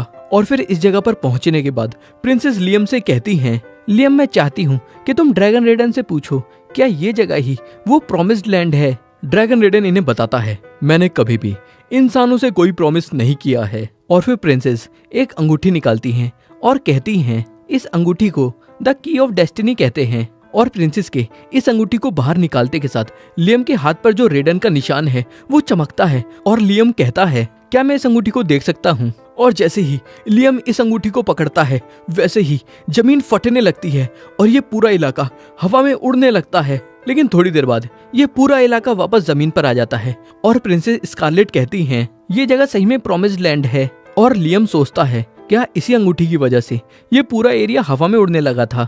लेकिन अचानक प्रिंसेस स्कारलेट अपने घुटनों पर आ जाती हैं और कहती हैं तुम इस प्रॉमिस्ड लैंड के मास्टर हो और प्लीज यहाँ पर एक देश की शुरुआत करो और ये देश हमारे लिए पैराडाइज बनेगा। लियम थोड़ा हिचकिचाकर कहता है मैं ऐसे ही किसी देश की शुरुआत नहीं कर सकता। प्रिंसेस कहती हैं मैं अपनी लॉयल्टी प्रॉमिस्ड लैंड के मास्टर को देती हूँ। और अभी प्रॉमिस्ड लैंड के अंदर कंस्ट्रक्शन का काम चालू हो चुका है और इस दौरान लियम आसपास के मॉन्स्टर्स को मार रहा है इस जगह को प्रोटेक्ट करने के लिए। और लियम की ऐसी पावर को देखकर प्रिंसेस स्कारलेट लियम से काफी ज्यादा इम्प्रेस हो जाती हैं और लियम प्रिंसेस स्कारलेट से कहता है योर हाइनेस क्या आपको अभी रॉयल कैपिटल में वापस नहीं चले जाना चाहिए? ये सुनकर प्रिंसेस स्कारलेट कहती हैं मास्टर आप मुझे योर हाइनेस मत बोलिए क्योंकि मैं आपकी सर्वेंट हूँ। लियम कहता है तुम्हें मेरी सर्वेंट बनने की कोई जरूरत नहीं है और क्या फर्स्ट प्रिंसेस होना अपने आप में ही एक काफी हाई पोजीशन नहीं है? फिर प्रिंसेस स्कारलेट कहती है लोग कहते हैं कि मेरी मदर की फैमिली के नसों में ड्रैगन ब्लड है, जिस वजह से मेरी भी नसों में ड्रैगन ब्लड होने की वजह से मैं ग्रेट ड्रैगन रेडन की सर्वेंट बनना चाहूंगी। तभी ड्रैगन रेडन लियम को 1 किलोमीटर नॉर्थ में जाने के लिए कहता है क्योंकि वहां पर कुछ ऐसा है जो प्रिंसेस स्कारलेट को अच्छा लगेगा। और फिर 1 किलोमीटर नॉर्थ में जाने के बाद इन लोगों को एक तहखाने का दरवाजा मिलता है और तहखाने के अंदर घुसने के बाद कि ड्रैगन रेडन की काफी बड़ी लोहे की मूर्ति रखी हुई है। लेकिन अचानक इस लोहे की मूर्ति की आंखें खुलती हैं और ये लियम पर हमला करने ही वाला होता है। तभी ड्रैगन रेडन लियम से कहता है तुम्हें इस मूर्ति को हराना होगा और इसे हराने के लिए तुम्हें इसके माथे पर से एक शब्द मिटाना होगा, जिसके बाद ये तुम्हारा कहना मानने लगेगा। और फिर लियम जल्दी से इसके माथे पर अटैक करके एक वर्ड मिटा देता है और ये ड्रैगन प्रिंसेस स्कारलेट के सामने अपना सर झुकाता है क्योंकि ये ड्रैगन प्रिंसेस स्कारलेट की रगों में ड्रैगन रेडन का बहता हुआ खून महसूस कर लेता है। और फिर जब लियम वापस पहुंचता है तो देखता है कि यहाँ पर काफी ज्यादा तबाही हो चुकी है और एल्व्स लियम को बताती हैं कि इनके ऊपर वुल्फमैन ने हमला कर दिया था। और अचानक यहाँ पर काफी सारे वुल्फमैन आ जाते हैं और एक वुल्फमैन कहता है तुम बाहर के गंदे लोग इस होली लैंड से अभी चले जाओ। और फिर वुल्फमैन लियम पर हमला करता है, लेकिन लियम टेलीपोर्ट होकर वुल्फमैन के पीछे आकर लाइटनिंग अटैक करता है, जिससे वुल्फमैन अपने घुटनों पर आ जाता है। और फिर लियम रेडन जूनियर को समन करता है, जो देखकर वुल्फमैन काफी हैरान हो जाता है। जिसके बाद लियम कहता है, मुझे लगा ही था कि तुम रेडन से जुड़े हुए हो, और इसका मतलब ये हुआ कि तुम रेडन के कहने पर बाहर के लोगों को यहाँ से भगा रहे थे। वुल्फमैन कहता है, हाँ बिल्कुल ऐसा ही है। फिर लियम कहता है, अगर ऐसा है तो तुम एल्फ से ज्यादा अलग नहीं हो, क्योंकि ये लोग भी रेडन की प्रोटेक्शन के अंदर हैं। और ये सब जानने के बाद वुल्फमैन को बुरा लगता है, क्योंकि इन्हें लग रहा है कि इनसे काफी बड़ी गलती हो गई है। और फिर एल्व्स वुल्फमैन को लियम के साथ कॉन्ट्रैक्ट में आने के लिए सजेस्ट करती हैं, और फिर वुल्फमैन भी इसके लिए तैयार हो जाते हैं और लियम के साथ कॉन्ट्रैक्ट में आने के लिए रिक्वेस्ट करते हैं। जिसके बाद लियम वुल्फमैन को अपना फैमिलियर बना देता है और वुल्फमैन इवॉल्व होकर वियरवुल्फ बन जाते हैं। लेकिन ये देखकर लियम काफी हैरान हो जाता है कि वुल्फमैन का लीडर एक फीमेल है। फिर सीन शिफ्ट होता है और अब अगले दिन वेयरवुल्फ भी कंस्ट्रक्शन के काम में यहाँ मदद कर रहे हैं। और जैसे ही लियम यहाँ पर पहुँचता है, एक क्रिस नाम की वेयरवुल्फ लियम के गले लग जाती है और फिर लियम को बताती है कि ये लोग यहाँ पर काफी अच्छे से कंस्ट्रक्शन का काम कर रहे हैं, जिसके लिए लियम भी इसको शाबाशी देता है। लेकिन फिर एक टूटी हुई जगह को देखकर लियम कहता है, काश मेरे पास कोई जादू होता जिसकी मदद से मैं चीजों को ठीक कर पाता। और तभी रेडन लियम से कहता है, अगर तुम्हारे पास ऐसा कोई जादू नहीं है तो तुम उसे बना सकते हो, और ऐसा करने के लिए तुम्हें बस डिटेल में सारे स्टेप्स को इमेजिन करना है। और फिर लियम फोकस करने लगता है और एक कीप मेमोरी नाम का स्पेल करता है लकड़ी के पिलर पर, और फिर क्रिस से उस लकड़ी के पिलर को तोड़ने के लिए कहता है। क्रिस उस लकड़ी के पिलर को तोड़ती है, लेकिन अचानक वो पिलर वापस ठीक हो जाता है। फिर सीन शिफ्ट होता है और लियम अब मैजिक की प्रैक्टिस कर रहा है और भी नए नए स्पेल्स बना रहा है। लेकिन तभी यहाँ पर भागते हुए रेना आती है और लियम से कहती है, एक इमरजेंसी है और कुछ लोग पिक्सीज का शिकार करने के लिए इस एरिया में आ चुके हैं। फिर लियम जल्दी से उस सैनिकों की टोली के सामने पहुंचता है और सैनिक पूछता है, बच्चे क्या तुम यहाँ पर रहते हो? और इससे पहले कि लियम कुछ कहता, लियम को रेना और प्रिंसेस स्कारलेट की बातें याद आती हैं और उन्होंने लियम को अपना लीडर माना है और लियम से इस जगह को एक देश बनाने की रिक्वेस्ट की है, जिस वजह से लियम कहता है, ये जमीन मेरा देश है। सैनिक कहता है, तुम्हारा देश, और इस देश का क्या नाम है? लेकिन लियम कोई नाम नहीं बता पाता, जिस वजह से सैनिक लियम पर हंस के आगे बढ़ने लगते हैं और लियम इन पर एक वार्निंग अटैक करके कहता है, मैंने कहा ना कि ये जगह मेरा देश है, और अगर तुम लोगों ने यहाँ घुसने की कोशिश करी तो मुझे अपनी ताकत का इस्तेमाल करना पड़ेगा। लेकिन ये लोग लियम की एक नहीं सुनते और लियम टेलीपोर्ट कर करके एक के बाद एक इन सब की धुलाई कर देता है, जिस वजह से ये लोग डरकर यहाँ से भाग जाते हैं। और फिर जब लियम वापस पहुँचता है तब रेना लियम को बताती है, ये पिक्सीज इसी जमीन पर रहती हैं और इनके विलेज पर इंसानों ने हमला कर दिया और अब ये तुम्हारी प्रोटेक्शन में आना चाहती हैं। लियम कहता है, हाँ बिल्कुल, तुम लोगों का स्वागत है, और अगर तुम लोग चाहते हो तो मैं तुम लोगों को कॉन्ट्रैक्ट और नाम भी दे दूंगा। और फिर लियम इनको भी अपना फैमिलियर बना लेता है। फिर सीन शिफ्ट होता है और अभी ये लोग एक मीटिंग कर रहे हैं और लियम इस हेलमेट के बारे में इनसे पूछता है और प्रिंसेस स्कारलेट बताती हैं, इस हेलमेट पर जो निशान बना हुआ है उसे देखकर पता चलता है कि ये हेलमेट पाल्टा देश का है और इस देश का बॉर्डर प्रॉमिस्ड लैंड से जुड़ा हुआ है, और अगर ऐसा ही चलता रहा तो यहाँ पर जरूर जमील और क्वेस्टाडोर देश के सैनिक भी जरूर आएंगे, क्योंकि प्रॉमिस्ड लैंड के यहाँ पर आ जाने की वजह से इन तीनों देश के बॉर्डर प्रॉमिस्ड लैंड से जुड़ते हैं। लियम कहता है, तो अब हमें क्या करना चाहिए? प्रिंसेस स्कारलेट कहती हैं, मैं चाहती हूँ कि तुम एक देश की स्थापना करो, और एक देश के पास 3 चीजें होना बहुत जरूरी है, जमीन, लोग और पावर। जमीन तुम्हारे पास है और इस देश के बारे में जानकर लोग भी यहाँ पर आ जाएंगे, और अब बस तुम्हें पावर की जरूरत है। तभी क्रिस कहती है, ये काम तुम वेयरवुल्व्स पर छोड़ दो और यहाँ पर तुम्हारा जो भी दुश्मन आएगा हम उसको ठिकाने लगा देंगे। लियम कहता है, ठीक है, तो फिर ये काम मैं तुमको देता हूँ, क्योंकि वेयरवुल्व्स लड़ाई करने में अच्छे होते हैं। फिर अगले ही दिन यहाँ पर लियोनार्डो बर्कली आ जाता है, जो जमील किंगडम का है और एक नोबल है, और लियोनार्डो कहता है, मैं किंग का मैसेज लेकर आया हूँ और वो तुमसे लड़ाई नहीं चाहते, और वो तुम्हारे साथ अलायंस में आना चाहते हैं और चाहते हैं कि तुम प्रिंसेस स्कारलेट से शादी कर लो। ये सुनने के बाद लियम फोकस करता है और तभी एक टेलीपैथी नाम का नया स्पेल क्रिएट कर देता है और मन ही मन प्रिंसेस स्कारलेट से बात करता है और कहता है, स्कारलेट, ये मैं हूँ, और तुम्हें क्या लगता है, क्या मुझे इस ऑफर को एक्सेप्ट कर लेना चाहिए? स्कारलेट कहती है, तुम्हें यह ऑफर एक्सेप्ट कर लेना चाहिए, क्योंकि अगर हमारी शादी हो गई तो तुम्हें थोड़ा समय मिल जाएगा। फिर लियम थोड़ा सोचने के बाद लियोनार्डो से कहता है, मैं प्रिंसेस से शादी करने के लिए तैयार हूँ, लेकिन इसके लिए मुझे 1 साल चाहिए क्योंकि अभी ये जगह प्रिंसेस के रहने लायक नहीं है। लियोनार्डो कहता है, ये बात मैं जाकर मैजेस्टी को बता दूंगा, और फिर यहाँ से चला जाता है। फिर सीन शिफ्ट होता है और अब थोड़े समय बाद लियम प्रिंसेस स्कारलेट से मिलने के लिए उनके मेंशन में पहुंचा है और लियम प्रिंसेस से कहता है कि इस मेंशन में कुछ ऐसा है जो रेडन से जुड़ा हुआ है। लियम ऐसा इसलिए कह रहा है क्योंकि लियम को इस मेंशन के अंदर से रेडन की पावर फील हो रही है। और फिर प्रिंसेस स्कारलेट लियम को इस छोटे से स्टैचू के पास ले आती हैं और कहती हैं, ये ड्रैगन गॉड का स्टैचू मेरी मदर यानी कि क्वीन की फैमिली के पास है। फिर रेडन लियम से इस स्टैचू पर मैजिक करने के लिए कहता है और जैसे ही लियम ऐसा करता है वैसे ही ये स्टैचू ट्रांसफॉर्म होकर प्रिंसेस की बॉडी पर एक आर्मर बन के चढ़ जाता है। और फिर प्रिंसेस एक मैजिक स्पेल करती हैं जिसके बाद ये आर्मर उतर जाता है और प्रिंसेस अब बहुत ज्यादा थक चुकी हैं। और रेडन फिर लियम को बताता है, ये स्टैचू एक बैटल मैजिक आर्मर है और इसकी मदद से इंसान अपनी मैजिक एबिलिटीज को इम्प्रूव कर सकता है और मेरे मैजिक को भी इस्तेमाल कर सकता है। लियम कहता है, लेकिन इस मैजिक आर्मर को थोड़ी देर इस्तेमाल करने से ही प्रिंसेस स्कारलेट की हालत खराब हो गई। रेडन कहता है, ऐसा इसलिए हुआ क्योंकि ये 3 ग्रेटेस्ट आर्मर में से एक है, द गोल्डन आर्मर। और फिर लियम पूछता है, तो फिर लो रैंक आर्मर भी होंगे? रेडन बताता है, वो सभी वॉर के दौरान खत्म हो गए। और फिर लियम रेडन से मैजिक आर्मर बनाने का तरीका पूछता है और रेडन लियम को सब कुछ बता देता है, जिसके बाद थोड़ी मेहनत करने के बाद लियम एक मैजिक आर्मर बना देता है। और फिर प्रिंसेस इस आर्मर को पहनकर मैजिक स्पेल करती हैं, लेकिन इस बार प्रिंसेस को थकान नहीं होती। और फिर रेडन लियम को बताता है कि high level magic items living creature की तरह होते हैं, जिससे लियम को आइडिया आता है और लियम इस मैजिक आर्मर को अपना फेमिलियर बना देता है और इसको एक नाम दे देता है। जिसके बाद प्रिंसेस कहती हैं, अब मुझको और भी ज्यादा ताकतवर फील हो रहा है। और फिर लियम रेडन से बातचीत करने के बाद इस लोहे के स्टैचू के पास पहुंचता है और इस स्टैचू के साथ कॉन्ट्रैक्ट कर लेता है, लेकिन इसको नाम नहीं देता क्योंकि पहले ही इसको रेडन ने नाम दे दिया है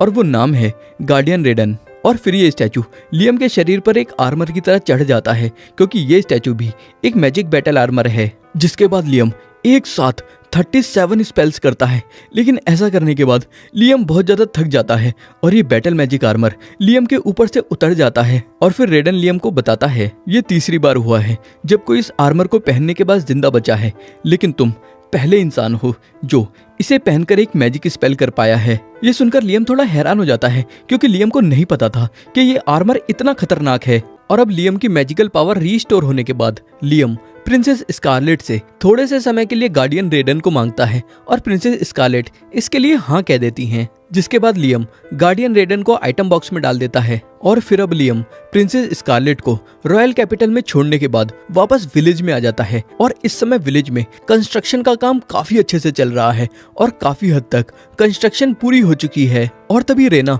लियम की तरफ भागते हुए आती है और लियम को बताती है, मुझे क्रिस से पता चला कि हमारे विलेज के पास में ही एक ट्रोल्स का ग्रुप रहता है। ये बात सुनकर लियम सोचता है, मैंने ट्रोल्स के बारे में सुना है कि ट्रोल्स 2 तरीके के होते हैं, एक लड़ाकू और दूसरे दयालु। और लियम फिर रेना से पूछता है कि वो ट्रोल किस तरीके के हैं और रेना बताती है, मैंने सुना है कि वो लड़ाकू हैं और इंसान भी लगातार हमारे एरिया के आसपास आते जा रहे हैं। लियम कहता है, मैं ट्रोल्स को लड़ाई शुरू करने नहीं दे सकता। रेना कहती है, हाँ मैं भी बिल्कुल यही सोच रही थी, जिस वजह से मैं चाहती हूँ कि तुम उनको मनाओ और अपने साथ ज्वाइन कर लो। लियम कहता है, रेना तुम बिल्कुल सही कह रही हो। और फिर रेना से पूछने के बाद लियम ट्रोल्स को ढूंढने के लिए इस लोकेशन पर पहुंच जाता है। और फिर लियम एक पत्थर को उठाकर तोड़ देता है और देखता है कि ये तो आयरन ओर है और इसमें से आयरन निकाला जा सकता है। और फिर तभी काफी सारे ट्रोल्स लियम के पास पहुंच जाते हैं और ट्रोल्स का लीडर लियम से कहता है, तुम कौन हो? लियम कहता है,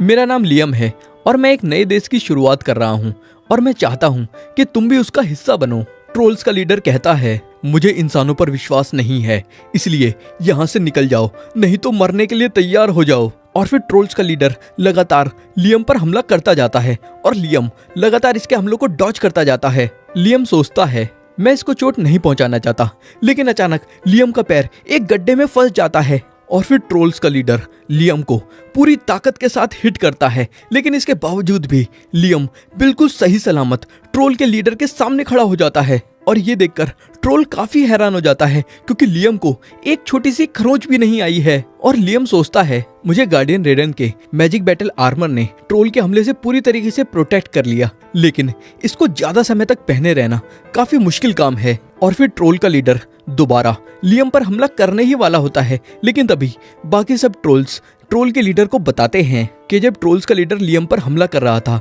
तब लियम क्लोन्स की मदद से बाकी सब ट्रोल्स को प्रोटेक्ट कर रहा था। और ये बात जानने के बाद ट्रोल का लीडर लियम से कहता है ठीक है फिर मैं तुम्हारी बात सुनूंगा। ये सुनने के बाद लियम को लगता है कि ये ट्रोल लड़ाकू टाइप के नहीं बल्कि दयालु टाइप के ट्रोल हैं। और फिर लियम इन्हें अपने साथ ज्वाइन करने के लिए कहता है और ये लियम से पूछते हैं कि तुम हमें अपने साथ ज्वाइन क्यों करना चाहते हो। और फिर लियम इन्हें बताता है आने वाले समय में इस जगह पर और भी इंसान आएंगे और ऐसा भी हो सकता है कि वो तुम्हारा शिकार करने की कोशिश करें, और ये मैं बिल्कुल नहीं चाहता, इसलिए मैं चाहता हूँ कि तुम मेरे साथ विलेज चलो। ट्रोल का लीडर कहता है तुम हमें पहले अपना विलेज दिखाओ, उसके बाद हम आगे की बात करेंगे। और फिर लियम इनको टेलीपोर्ट करके विलेज में ले आता है और इनके विलेज में आते ही क्रिस ट्रोल के लीडर पर चिल्लाना चालू कर देती है। ट्रोल का लीडर क्रिस को देखते के साथ नहीं पहचानता, लेकिन थोड़ी इसकी बकवास सुनने के बाद ट्रोल का लीडर पहचान लेता है कि ये कौन है। और फिर क्रिस ट्रोल के लीडर के मुंह पर लात मार के इसे नॉकआउट कर देती है। और लियम क्रिस से पूछता है क्रिस तुम इसको कैसे जानती हो। क्रिस कहती है मुझे ठीक से नहीं पता, लेकिन ये मुझे इरिटेट करता है जिस वजह से हम दोनों लड़ते रहते हैं। और आज की फाइट को मिलाकर मेरे 307 विन्स हैं और 378 लॉसेस। और फिर क्रिस ट्रोल के लीडर से कहती है क्या तुम इतने कमजोर हो चुके हो जो तुम मेरी एक लात खाने के बाद ही हार गए। लियम कहता है वो कमजोर नहीं हुआ है बल्कि तुम ताकतवर हो गई हो क्रिस, क्योंकि मेरी फैमिलियर बनने के बाद तुम एक वेयरवुल्फ बन चुकी हो। और फिर ट्रोल्स भी लियम के फैमिलियर बनने के लिए तैयार हो जाते हैं और लियम ट्रोल के लीडर का नाम रखता है गाय। और लियम के फैमिलियर बनने के बाद ट्रोल्स इवॉल्व हो जाते हैं और ट्रोल्स की हाइट कम हो जाती है लेकिन पावर बढ़ जाती है, जिसके बाद गाय जो ट्रोल्स का लीडर है और क्रिस दोबारा फाइट करते हैं, लेकिन इस बार क्रिस गाय को नहीं हरा पाती। फिर सीन शिफ्ट होता है। ट्रोल्स जो अब इवॉल्व होने के बाद गिगास बन चुके हैं इनसे बड़े बड़े पत्थर मंगवाता है और पत्थर पहुंचाने के बाद गाय लियम से पूछता है आखिर तुम इतने बड़े बड़े पत्थर हमसे क्यों मंगवा रहे थे। लियम कहता है मैं इनमें से लोहा निकालूंगा। और फिर लियम स्पिरिट्स की मदद से इन पत्थरों में से आयरन, गोल्ड, कॉपर और सिल्वर निकालता है, लेकिन ये मिथ्रिल नाम का पदार्थ बहुत ही कम मात्रा में निकलता है, जिस वजह से लियम डिसाइड करता है कि लियम मिथ्रिल का इस्तेमाल करके नहीं बल्कि आयरन का इस्तेमाल करके मैजिक बैटल आर्मर बनाएगा। और फिर लियम रेडन की मैजिक पावर का इस्तेमाल करके एक आयरन का मैजिक बैटल आर्मर बनाता है और इसका नाम रखता है अपोलो।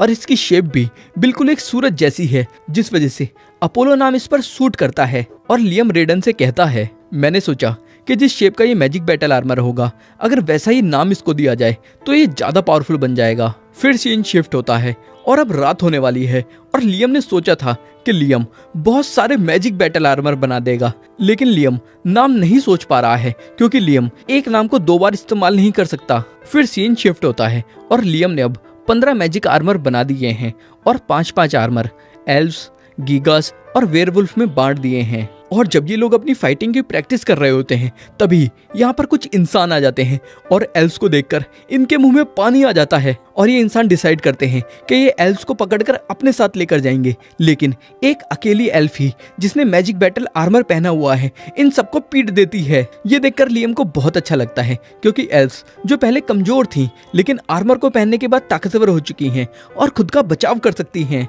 और अचानक एक इंसान लियम के गले पर चाकू लगा देता है और कहता है हिलना मत, नहीं तो इस लड़के को खत्म कर दूंगा। और यहाँ खड़े हुए सभी लोग इस आदमी की वार्निंग को ऐसे इग्नोर कर देते हैं जैसे कि कुछ हुआ ही ना हो। और ये आदमी कहता है मैं मजाक नहीं कर रहा, मैं सही में इस लड़के का गला काट दूंगा। लेकिन अगले ही पल लियम मैजिक का इस्तेमाल करके इस आदमी को नॉकआउट कर देता है। और ये देखकर लियम के सभी साथी हंसने लगते हैं और इंसान बहुत डर जाते हैं और यहाँ से भाग जाते हैं। फिर सीन शिफ्ट होता है और लियम अनदर वर्ल्ड के अंदर काफी सारी वाटर टाइप स्पिरिट्स को समन करता है और इन्हें आइटम बॉक्स के अंदर से निकलते हुए सॉल्ट वाटर को साफ करने का काम देता है। लेकिन तभी लियम देखता है कि एक स्पिरिट पानी को साफ नहीं कर रही है और लियम उसके पास जाकर कहता है क्या बात हो गई, तुम पानी साफ क्यों नहीं कर रही। ये स्पिरिट कहती है क्या तुम्हें याद है कि मैं कौन हूँ और तुमने मुझे काफी समय पहले इवॉल्व किया था। लियम कहता है हाँ बिल्कुल, तुम पहली वाटर टाइप स्पिरिट हो जिसको मैंने इवॉल्व किया था। स्पिरिट कहती है, इवॉल्व होने के बाद मेरी दुनिया पूरी तरीके से बदल गई और इसके लिए आपका बहुत बहुत शुक्रिया। हालांकि मुझे इसकी आदत नहीं हुई है, लेकिन मैंने सीख लिया है कि मैं कैसे इंसानों के ऑब्जेक्ट्स को पोजेस करूं। हालांकि जब मैं ऐसा ज्यादा करती हूं तो स्पिरिट मोनार्क मुझको डांटते हैं। लियम सोचता है, तो इसका मतलब है कि कोई स्पिरिट मोनार्क भी है। और पोजेस करने वाली बात को लेकर लियम को एक आइडिया आता है और लियम कहता है, मैं तुम्हारी पावर और भी बढ़ा सकता हूँ, और क्या तुम मेरी इसमें मदद करोगी?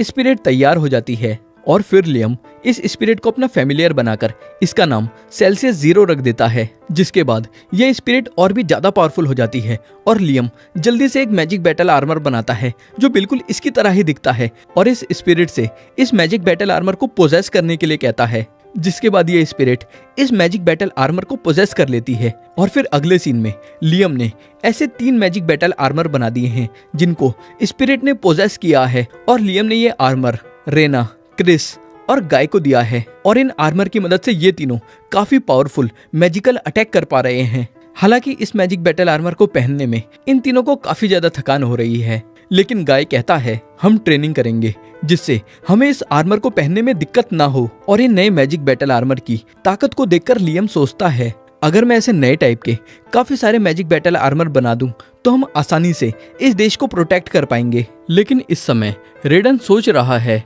लगता है कि लियम को चीजों की समझ नहीं है, क्योंकि अगर इन तीनों स्पीशीज ने लियम के नए मैजिक बैटल आर्मर को पहन लिया तो ये लोग आसानी से किसी भी देश को हरा सकते हैं। हालांकि लियम को इस बारे में नहीं पता और लियम लगातार चीजों को इम्प्रूव करने के बारे में सोच रहा है और सही में ये काफी इंटरेस्टिंग इंसान है। और अभी असुना और जोडी लियम पर गुस्सा कर रहे हैं क्योंकि लियम अचानक गायब हो गया था और फिर ये दोनों लियम से वो पैसे मांगते हैं जो इन्होंने लियम को संभाल के रखने के लिए दिए थे। और फिर हमें फ्लैशबैक में पता चलता है कि ये दोनों उन पैसों की बात कर रहे हैं जो प्रिंसेस स्कारलेट ने ड्रैगन रेडन की बात को सीक्रेट रखने के लिए दिए थे। और फिर ये दोनों लियम से पैसे लेकर एक ग्रीमोर खरीदते हैं और ये ग्रीमोर ये लियम को गिफ्ट में देते हैं। और लियम फिर अपनी अंगूठी के अंदर कुछ स्पेल्स को सेव कर लेता है और नए स्पेल्स मिलने की वजह से लियम इनको शुक्रिया कहता है और लियम का शुक्रिया सुनकर इन दोनों को बहुत अच्छा लगता है। फिर सीन शिफ्ट होता है और अभी ये लोग एक रेस्टोरेंट के अंदर हैं और लियम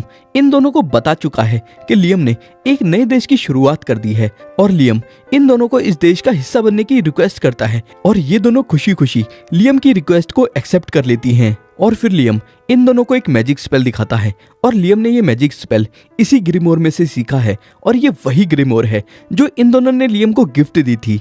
और लियम के नए मैजिक स्पेल का नाम है डस्ट बॉक्स और लियम इस नए मैजिक स्पेल को मास्टर कर चुका है। फिर असुना और जोडी पूछते हैं कि आखिर ये डस्ट बॉक्स करता क्या है और तभी यहाँ पर खाना लेकर वेट्रेस आ जाती है और लियम इन दोनों को डस्ट बॉक्स का काम समझाने के लिए खाने का एक छोटा सा पीस काटकर डस्ट बॉक्स के अंदर डाल देता है और इस पीस को लियम बस कुछ ही मिनट बाद निकालता है, लेकिन इसमें से सड़ने की बहुत गंदी बदबू आने लगती है। और लियम इन्हें समझाता है कि डस्ट बॉक्स के अंदर समय काफी ज्यादा रफ्तार से बीतता है जिस वजह से कोई भी चीज इसके अंदर काफी जल्दी सड़ जाती है।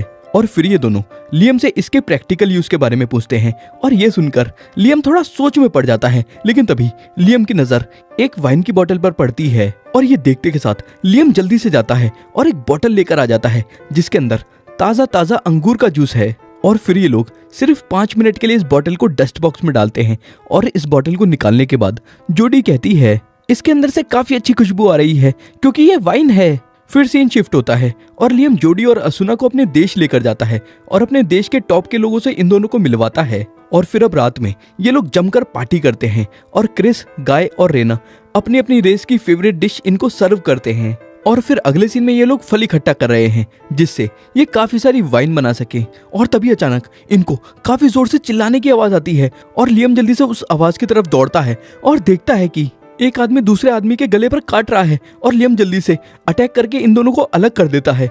जिसके बाद जो आदमी काट रहा था वो भाग जाता है और अचानक वो आदमी जिस पर हमला हुआ था वो एक वैम्पायर बन चुका है और वो गाय पर हमला करता है, लेकिन गाय इसको कंट्रोल में कर लेता है। लेकिन ये देखकर लियम सोचता है जरूर इसके ऊपर किसी इफेक्ट का असर है।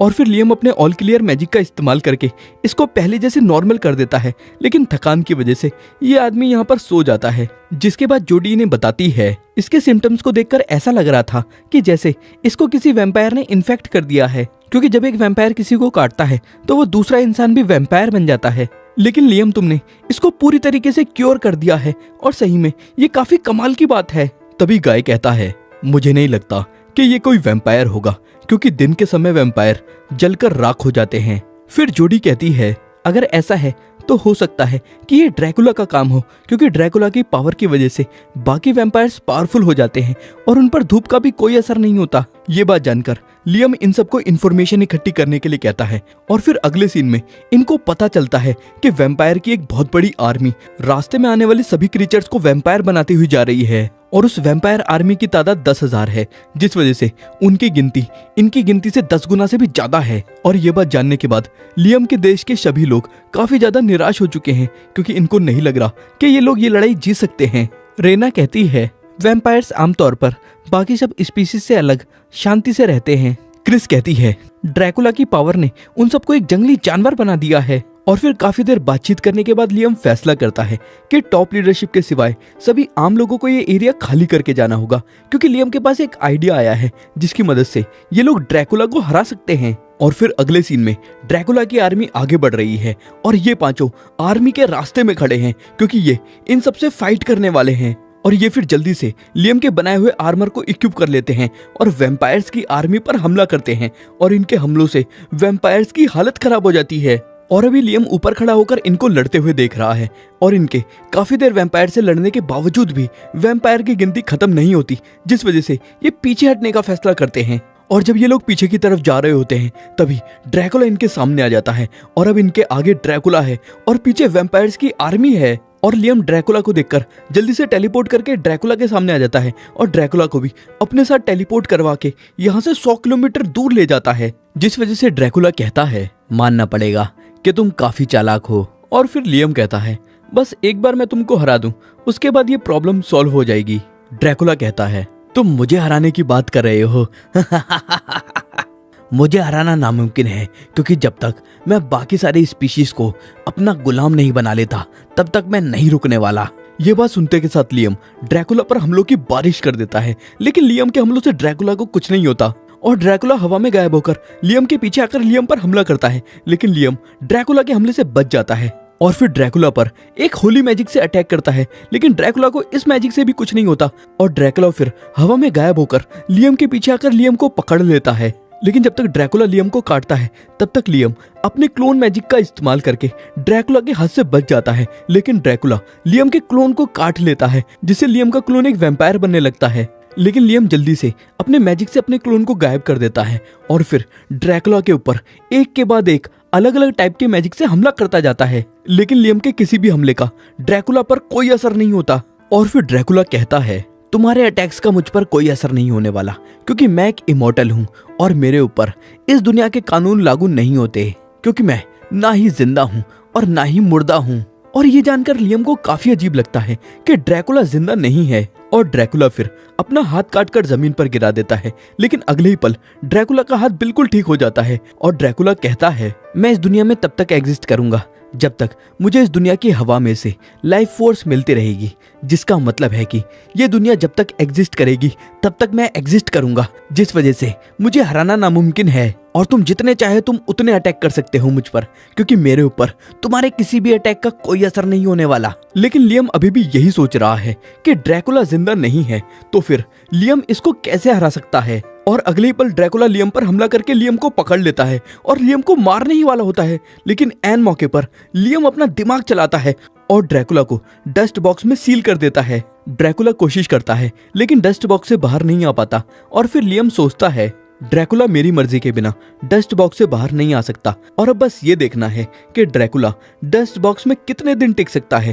क्योंकि डस्ट बॉक्स के अंदर कोई भी लाइफ फोर्स नहीं है। और फिर ड्रैगन रेडन लियम की इस बात के लिए तारीफ करता है कि लियम ने ड्रैकुला को बस एक ही मैजिक स्पेल से हैंडल कर लिया। और लियम कहता है, हम ये लड़ाई जीत चुके हैं और अब मुझे बाकी सबके पास पहुंच जाना चाहिए। और फिर लियम टेलीपोर्ट होकर वापस अपने साथियों के पास पहुंचता है और असुना के पूछने पर बताता है कि लियम ने ड्रैकुला को हरा दिया है। और फिर लियम इन वैम्पायर्स की हालत नोटिस करता है और इन दोनों से पूछता है कि आखिर ये वैम्पायर्स इस तरीके से बिहेव क्यों कर रहे हैं। लड़कियां बताती हैं कि इन्होंने अचानक हिलना बंद कर दिया। और फिर असुना बस अपनी 2 उंगलियों से एक वैम्पायर का दांत तोड़कर दिखाती है लियम को, और इसका मतलब ये है कि ये सभी वैम्पायर्स काफी ज्यादा कमजोर हो चुके हैं। और फिर लियम कहता है इसका मतलब है कि ये सभी वैम्पायर्स ड्रैकुला के कंट्रोल से आजाद हो चुके हैं। और फिर अचानक वैम्पायर्स दर्द से तड़पने लगते हैं और अभी लियम को कुछ समझ नहीं आ रहा कि यहाँ पर क्या हो रहा है। और तभी रेडन लियम को बताता है ये सब ड्रैकुला की मैजिक पावर की वजह से हो रहा है, क्योंकि इनका शरीर ड्रैकुला की पावर से कंट्रोल हो रहा था और अब इनकी पावर का सोर्स गायब हो चुका है, जिस वजह से ये सब भी गायब हो जाएंगे। और फिर लियम को याद आता है कि ऑल क्लियर मैजिक की मदद से लियम पहले भी एक वैम्पायर को ठीक कर चुका है, जिस वजह से लियम यहाँ पर भी ऑल क्लियर मैजिक का इस्तेमाल करना शुरू करता है और काफी सारे वैम्पायर्स को ठीक करता जाता है। लेकिन वैम्पायर्स की तादाद इतनी ज्यादा है कि लियम इस तरह से कितनी भी कोशिश क्यों ना कर ले, इन सबको हील नहीं कर सकता। और फिर लियम सोचने लगता है कि कैसे लियम इन सबको बचा सकता है। और तभी लियम के दिमाग में आइडिया आता है और लियम अपने गार्डियन रेडन के आर्मर को इक्विप कर लेता है। और जब लियम गार्डियन रेडन के आर्मर को पहनने के बाद ऑल क्लियर मैजिक का इस्तेमाल करता है तो ये ऑल क्लियर मैजिक सुनामी की तरह दूर दूर तक फैल जाता है, जिस वजह से लियम बस एक ही बारी में सभी वैम्पायर्स को हील कर देता है। और एक साथ इतना सारा मैजिक इस्तेमाल करने की वजह से लियम बहुत ज्यादा थक जाता है और बेहोश हो जाता है। लेकिन जब लियम को होश आता है तो असुना लियम को डांटती है, क्योंकि लियम अपना ख्याल बिल्कुल भी नहीं रखता। और लियम फिर पूछता है उन वैम्पायर्स का क्या हुआ जो ड्रैकुला की पावर से अफेक्ट हो रहे थे। लड़कियां दिखाती हैं कि वो सभी बिल्कुल शांत हैं और ठीक हो चुके हैं, और जो पावर लियम के अंदर से निकल रही थी उसकी मदद से जो वैम्पायर बिल्कुल गायब होने की कगार पर थे वो भी बिल्कुल ठीक हो चुके हैं। और फिर लियम उन वैम्पायर्स को लाने के लिए कहता है जिनको ड्रैकुला ने वैम्पायर नहीं बनाया, बल्कि वो वैम्पायर पहले से ही वैम्पायर थे। और फिर हम देखते हैं कि सभी वैम्पायर्स को लियम के आगे खड़ा कर दिया गया है और वैम्पायर का लीडर लियम से कहता है बाकी सबको जाने दो, और ये जो कुछ भी हुआ मैं उसकी पूरी रिस्पॉन्सिबिलिटी लेता हूँ, इसलिए चाहे मेरी जान ले लो लेकिन बाकी सबको छोड़ दो।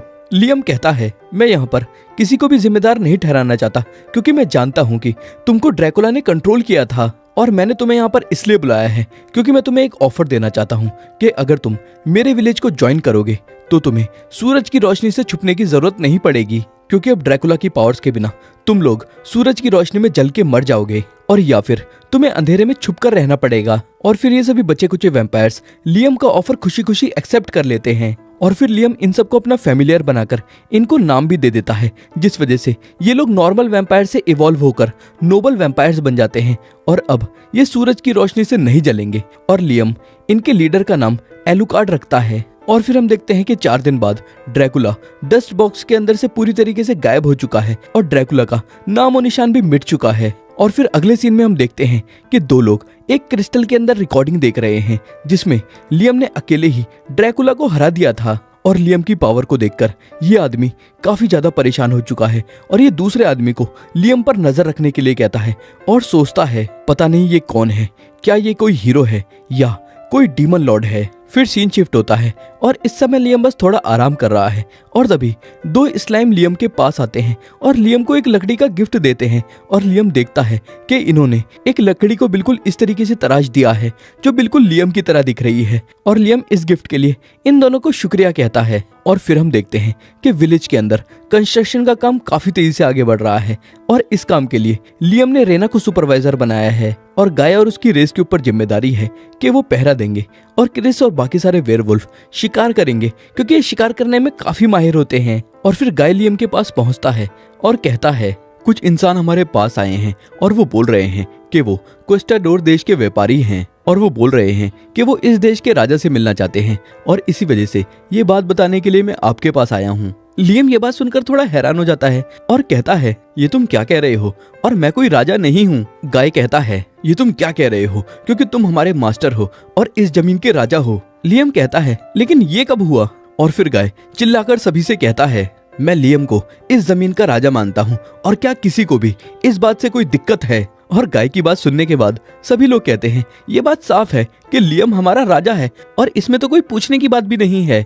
और लोगों का ऐसा सपोर्ट देखकर लियम थोड़ा हैरान हो जाता है। और तभी अचानक ड्रैगन रेडन इन सबके सामने आता है और कहता है, मैं द गोल्डन ड्रैगन रेडन इस बात की अनाउंसमेंट करता हूँ कि लियम इस देश का राजा है। और ड्रैगन रेडन की बात को सुनकर यहाँ खड़े हुए सभी लोग बहुत खुश होते हैं। फिर सीन शिफ्ट होता है और प्रिंसेस स्कारलेट के बुलाने पर लियम टेलीपोर्ट करके अभी अभी प्रिंसेस स्कारलेट के पास पहुंचा है। और प्रिंसेस स्कारलेट लियम को बताती हैं, मैं पिछले कुछ दिनों से किंगडम ऑफ जमील को इन्वेस्टिगेट कर रही थी, लेकिन मुझे कुछ भी खास इन्फॉर्मेशन नहीं मिली। हालांकि ये बात साफ है कि राजा और उनके कुछ मंत्री हमसे कुछ बात छुपा रहे हैं और वो तुम्हारे देश को भी कब्जा नहीं करना चाहते, लेकिन फिर भी मुझे समझ नहीं आ रहा कि वो हमसे बातें क्यों छुपा रहे हैं। और प्रिंसेस स्कारलेट की बात सुनने के बाद लियम गार्डियन रेडन से पूछता है कि आखिर किंगडम ऑफ जमील हमसे क्या छुपा रहा है, लेकिन रेडन लियम को कोई भी जवाब नहीं देता, जिस वजह से प्रिंसेस स्कारलेट को लगता है कि ये कोई खास बड़ी बात नहीं है, क्योंकि रेडन इसके अंदर कोई इंटरेस्ट नहीं दिखा रहा।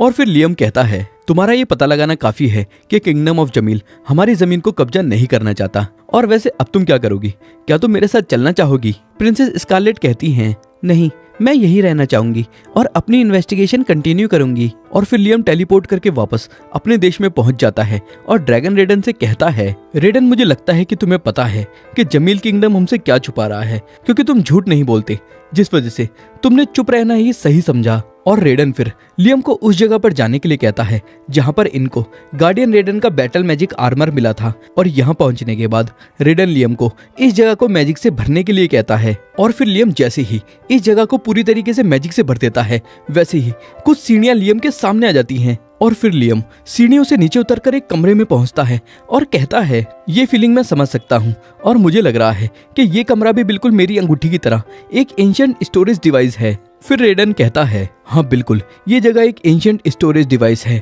और मैंने यहाँ पर काफी सारे एंशिएंट और फॉरबिडन स्पेल्स इकट्ठा कर रखे हैं। और ये एंशिएंट और फॉरबिडन स्पेल्स वाली बात सुनकर लियम बहुत ज्यादा एक्साइटेड हो जाता है। और फिर रेडन आगे कहता है, ये जगह तो बस पहला पड़ाव है और जैसे जैसे तुम्हारी मैजिक पावर बढ़ती जाएगी वैसे वैसे तुम और भी ज्यादा सील तोड़ते जाओगे। और फिर लियम अपनी अंगूठी के अंदर यहाँ लिखे हुए मैजिक स्पेल सेव कर लेता है। और फिर लियम अपने क्लोन का इस्तेमाल करके एंशिएंट मैजिक स्पेल की प्रैक्टिस करना चालू करता है और बस कुछ ही समय में इनको इस्तेमाल करना सीख जाता है। फिर सीन शिफ्ट होता है और अभी लियम अपने क्लोन के साथ मैजिक की प्रैक्टिस कर रहा है और लियम का क्लोन लियम के ऊपर एक बहुत बड़ा पत्थर गिराता है, लेकिन लियम एक एंशिएंट मैजिक का इस्तेमाल करता है जिसका नाम है एब्सोल्यूट फोर्स शील्ड। और इस शील्ड से उस पत्थर के टुकड़े टुकड़े हो जाते हैं। और फिर लियम सोचता है, एब्सोल्यूट फोर्स शील्ड एक ऐसा मैजिक है जिसकी मदद से मैं कितना भी छोटा या कितना भी बड़ा एक सिंगल फिजिकल अटैक रोक सकता हूँ, लेकिन अगर मेरे ऊपर एक साथ एक से ज्यादा फिजिकल अटैक होंगे तो तब मुझे इस स्पेल को एक साथ काफी बार इस्तेमाल करना होगा। और फिर रेडन कहता है, लियम तुमने अच्छा काम किया और अगले फ्लोर पर एब्सोल्यूट मैजिक शील्ड है और वो मैजिक स्पेल बिल्कुल एब्सोल्यूट फोर्स शील्ड की तरह ही है, बस वो तुमको मैजिक से प्रोटेक्ट करेगा। रेडन की ये बात सुनने के बाद लियम कहता है, मुझे लगता है कि मैं एब्सोल्यूट मैजिक शील्ड को अभी परफॉर्म कर सकता हूँ, क्योंकि स्पेल के अंदर मुझे फिजिकल की जगह बस मैजिकल का इस्तेमाल करना है। और लियम फिर फोकस करके इस मैजिक स्पेल को क्रिएट करने लगता है और बस थोड़ी ही देर में लियम एब्सोल्यूट मैजिक शील्ड को परफॉर्म कर पाता है। और लियम को ऐसा करते देख रेडन लियम की काफी ज्यादा तारीफ करता है और सोचता है, पिछली कई सेंचुरीज में कोई भी इंसान जो काम नहीं कर पाया है वो लियम ने बस थोड़े ही समय में कर दिया। फिर सीन शिफ्ट होता है और अभी अनदर वर्ल्ड के अंदर लियम अपने अंदर से मैजिक निकाल रहा है, जिस वजह से रेडन लियम से पूछता है कि लियम आखिर कर क्या रहा है। और फिर लियम रेडन को बताता है, मैं ट्रेनिंग कर रहा हूँ जिससे मैं अपने आसपास मैजिक को सेंस कर पाऊँ और सही समय पर अपना डिफेंस कर पाऊँ। और फिर लियम टेलीपोर्ट होकर गाय के पास पहुंचता है और देखता है कि यहाँ पर बाहर से काफी सारे लोग आए हैं। और लियम के पूछने पर गाय बताता है, ये लोग कह रहे हैं कि ये प्रिंसिपैलिटी ऑफ पाल्टा से हैं और किसी जरूरी काम की वजह से ये आपसे बात करना चाहते हैं। और लियम फिर इन लोगों से बात करने के लिए तैयार हो जाता है और ये आदमी जिसका नाम एक्स ब्लास्ट है खुद को लियम से इंट्रोड्यूस करता है। और लियम फिर इससे पूछता है, आखिर तुम यहाँ पर किस काम के लिए आए हो? एक्स ब्लास्ट बताता है, मुझे यहाँ पर मेरे किंग ने भेजा है और वो चाहते हैं कि आपकी शादी लेडी फ्लोरा से हो जाए। और फिर एक्स ब्लास्ट लेडी फ्लोरा को बाहर आने के लिए कहता है और लेडी फ्लोरा लियम के सामने आ जाती हैं और सही में लेडी फ्लोरा बहुत खूबसूरत हैं। और फिर एक्स ब्लास्ट लियम से कहता है, अगर आप चाहें तो आप अभी लेडी फ्लोरा का हाथ थाम सकते हैं। और ये बात सुनकर लियम थोड़ा अनकंफर्टेबल हो जाता है, जिस वजह से लियम इस बात को टालने लगता है और एक्स ब्लास्ट से सिटी में चलकर बात करने के लिए कहता है। लेकिन एक्स ब्लास्ट को ये सुनकर ऐसा लगता है कि लियम ने इनका ऑफर एक्सेप्ट कर लिया है, जिसके बाद लियम और भी ज्यादा परेशान हो जाता है। तभी अचानक लियम खतरा सेंस करता है और एब्सोल्यूट मैजिक शील्ड का इस्तेमाल करता है और एक काफी बड़ा फायर अटैक आकर लियम से टकराता है, लेकिन लियम इसको ब्लॉक कर लेता है। लेकिन लियम के ब्लॉक करने के बावजूद भी काफी लोग इस हमले की चपेट में आ जाते हैं और फिर लियम कहता है आखिर ये किस तरीके का हमला था। और फिर रेडन लियम को बताता है ये सुसाइड एलिमेंट था और ये एक मैन मेड मॉन्स्टर है। और लियम तुम अगर थोड़ा सा भी धीरे रिएक्ट करते तो अब तक ये लड़की मर चुकी होती। और लियम तुम्हें अब इस बात पे गौर करना चाहिए कि यहाँ पर कौन नहीं है। और लियम फिर नोटिस करता है कि एक्स ब्लास्ट गायब हो चुका है, जिस वजह से लियम और रेडन दोनों को एक्स ब्लास्ट के ऊपर शक है कि ये काम एक्स ब्लास्ट ने ही किया होगा। फिर लियम जल्दी से टेलीपोर्ट करके प्रिंसेस स्कारलेट को यहाँ पर ले आता है, क्योंकि लियम को उम्मीद है कि शायद प्रिंसेस स्कारलेट को इस सब के बारे में कुछ पता हो। और फिर लियम प्रिंसेस स्कारलेट को बताता है कि ये लेडी फ्लोरा है, लेकिन प्रिंसेस स्कारलेट कहती हैं मैंने फ्लोरा नाम की नोबल लेडी के बारे में आज तक कभी भी नहीं सुना है। और फिर लियम कहता है अभी अभी यहाँ पर एक एक्स ब्लास्ट नाम का आदमी था और उसने कहा था कि वो प्रिंसिपैलिटी ऑफ पाल्टा से है और वहाँ के राजा चाहते हैं कि वो मेरी शादी लेडी फ्लोरा से करवाएं। प्रिंसेस स्कारलेट कहती हैं मैं एक्स ब्लास्ट के बारे में जानती हूँ और वो प्रिंसिपैलिटी ऑफ पाल्टा के लिए सीक्रेट मिशंस करता है। और फिर लियम प्रिंसेस स्कारलेट को सुसाइड एलिमेंट के हमले के बारे में बताता है, जो सुनकर प्रिंसेस स्कारलेट कहती हैं मैं समझ गई कि वो क्या चाहते हैं और वो चाहते हैं कि लेडी फ्लोरा यहाँ पर मर जाए और इसका ब्लेम वो तुम्हारे ऊपर डाल देंगे, जिसके बाद वो इस देश पर हमला कर देंगे। और फिर लेडी फ्लोरा को होश आने लगता है, जिसके बाद प्रिंसेस स्कारलेट लेडी फ्लोरा को देखकर पहचान लेती हैं कि ये ग्रैंड ड्यूक की नाजायज औलाद है, जिस वजह से इसकी आइडेंटिटी को छुपा के रखा गया था। और फिर होश में आने के बाद लेडी फ्लोरा कहती हैं मुझसे दूर हो जाओ, क्योंकि मेरे आसपास रहना तुम्हारे लिए खतरनाक हो सकता है। लियम कहता है तुम चिंता मत करो, क्योंकि मैं किसी भी मैजिकल अटैक को ब्लॉक कर सकता हूँ। और फिर लेडी फ्लोरा कहती हैं ये बात नहीं है और देखो कि मैं पहले से ही कर्स हूँ और अगर मैं किसी एक्सप्लोजन से नहीं मरूंगी तो मैं इस कर्स की वजह से तो मर ही जाऊंगी। और फिर लियम आगे बढ़ता है और लेडी फ्लोरा का हाथ पकड़कर ऑल क्लियर मैजिक का इस्तेमाल करता है, जिससे लेडी फ्लोरा के ऊपर से कर्स खत्म हो जाता है। और लेडी फ्लोरा फिर लियम से कहती हैं ये तो कमाल हो गया, क्योंकि मुझे बताया गया था कि इसको हटाना नामुमकिन है। लियम लेडी फ्लोरा से पूछता है आखिर तुम्हारे ऊपर किस तरीके का कर्ज था। लेडी फ्लोरा बताती हैं मुझे बताया गया था कि इस कर्ज की वजह से लोग ट्रांसफॉर्म होकर मॉन्स्टर बन जाते हैं और उस आदमी का कहना मानने लगते हैं जिसने ये कर्ज किया होता है। और फिर रेडन लियम को बताता है इन्होंने घोल लिक्विड का इस्तेमाल किया है और ये एक कर्ज आइटम है, और क्या तुम्हें इस सब से कुछ याद आ रहा है। और फिर लियम सोचने लगता है और लियम को याद आता है कि ड्रैकुला की सिचुएशन भी कुछ इस तरह की ही थी। फिर लेडी फ्लोरा लियम से पूछती हैं अब मुझे क्या करना चाहिए। लियम कहता है तुम हमारे साथ रह सकती हो और मैं तुम्हें प्रोटेक्ट करूंगा और प्रिंसिपैलिटी ऑफ पाल्टा के लोगों को तुम्हें चोट नहीं पहुंचाने दूंगा। फिर सीन शिफ्ट होता है और इस समय प्रिंसेस स्कारलेट और लियम आपस में मीटिंग कर रहे हैं और प्रिंसेस स्कारलेट लियम से कहती हैं बाकी सभी देश तुम्हारे देश को काफी कमजोर समझ रहे हैं और अब तुम्हें अपने देश की पावर शो करनी चाहिए। लियम पूछता है क्या ऐसा करने के लिए मुझे किसी से लड़ाई करनी होगी। प्रिंसेस स्कारलेट कहती हैं आपको अपने देश की करेंसी इशू कर देनी चाहिए और ये वो बैटल मैजिक आर्मर है जो आपने मेरे लिए बनाया था और इसकी इतनी परफेक्ट शेप देखते के साथ मैं समझ गई थी कि आपको अपनी करेंसी को इशू कर देना चाहिए। लियम पूछता है आखिर तुम्हारा इस बात से क्या मतलब है। और प्रिंसेस स्कारलेट फिर लियम को 3 सिक्के दिखाती हैं और लियम देखता है कि इन तीनों सिक्कों की क्वालिटी एक जैसी अच्छी नहीं है।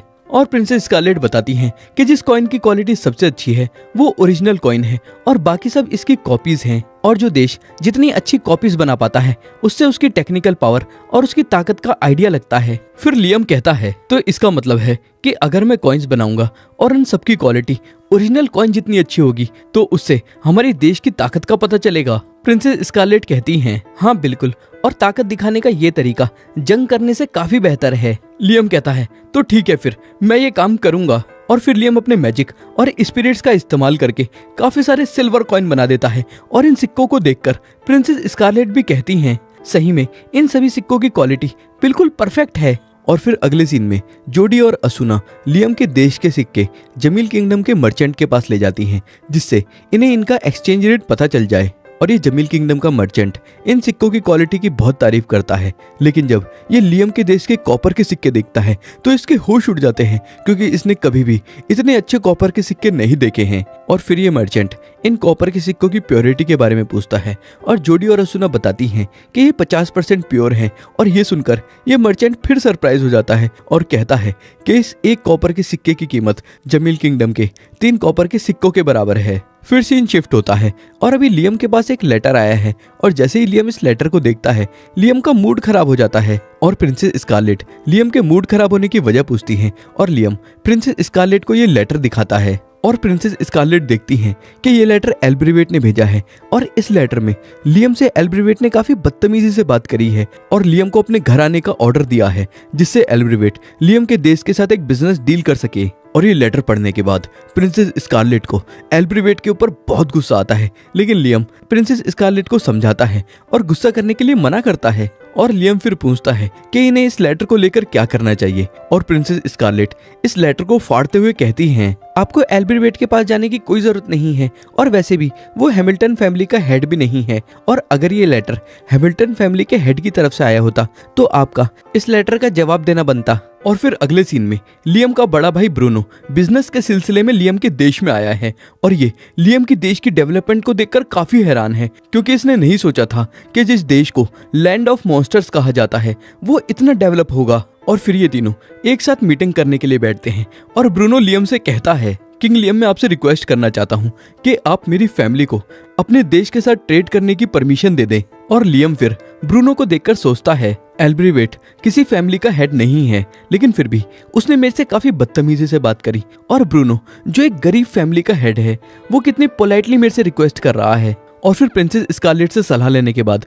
लियम ब्रूनो की फैमिली को परमिशन दे देता है कि वो लियम के देश के साथ ट्रेड कर सकते हैं। और फिर ब्रूनो यहाँ से चला जाता है और प्रिंसेस स्कारलेट भी ब्रूनो की काफी तारीफ करती हैं। और फिर अगले सीन में लियम अब अनदर वर्ल्ड के अंदर है और रेडन लियम को बताता है कि तुम्हारे देश के ऊपर जरूर कोई ना कोई हमला जरूर करेगा, जिस वजह से तुम्हें हर वक्त लड़ाई के लिए तैयार रहना होगा, और तुम्हें अपने मैजिक को सिर्फ मैजिक स्पेल की तरह नहीं बल्कि ताकत की तरह भी इस्तेमाल करना होगा। और फिर रेडन ह्यूमन फॉर्म में लियम की बॉडी से बाहर आ जाता है और लियम ये देखकर काफी हैरान हो जाता है कि रेडन बिल्कुल एक लड़की की तरह दिख रहा है। रेडन कहता है, अब तुम ध्यान से देखो जो मैं तुम्हें दिखाने वाला हूँ। और फिर रेडन अपनी पूरी बॉडी में मैजिक पावर भर के मैजिक को स्ट्रेंथ की तरह इस्तेमाल करता है और काफी ऊंची ऊंची छलांग मारता है। और फिर रेडन लियम को भी यही करने के लिए कहता है, जिसके बाद लियम भी अपनी बॉडी के अंदर मैजिक पावर भर के ऊंची छलांग मारता है, लेकिन लियम खुद को कंट्रोल नहीं कर पाता और बस जैसे तैसे खुद को बुरी तरीके से गिरने से बचा लेता है। जिसके बाद रेडन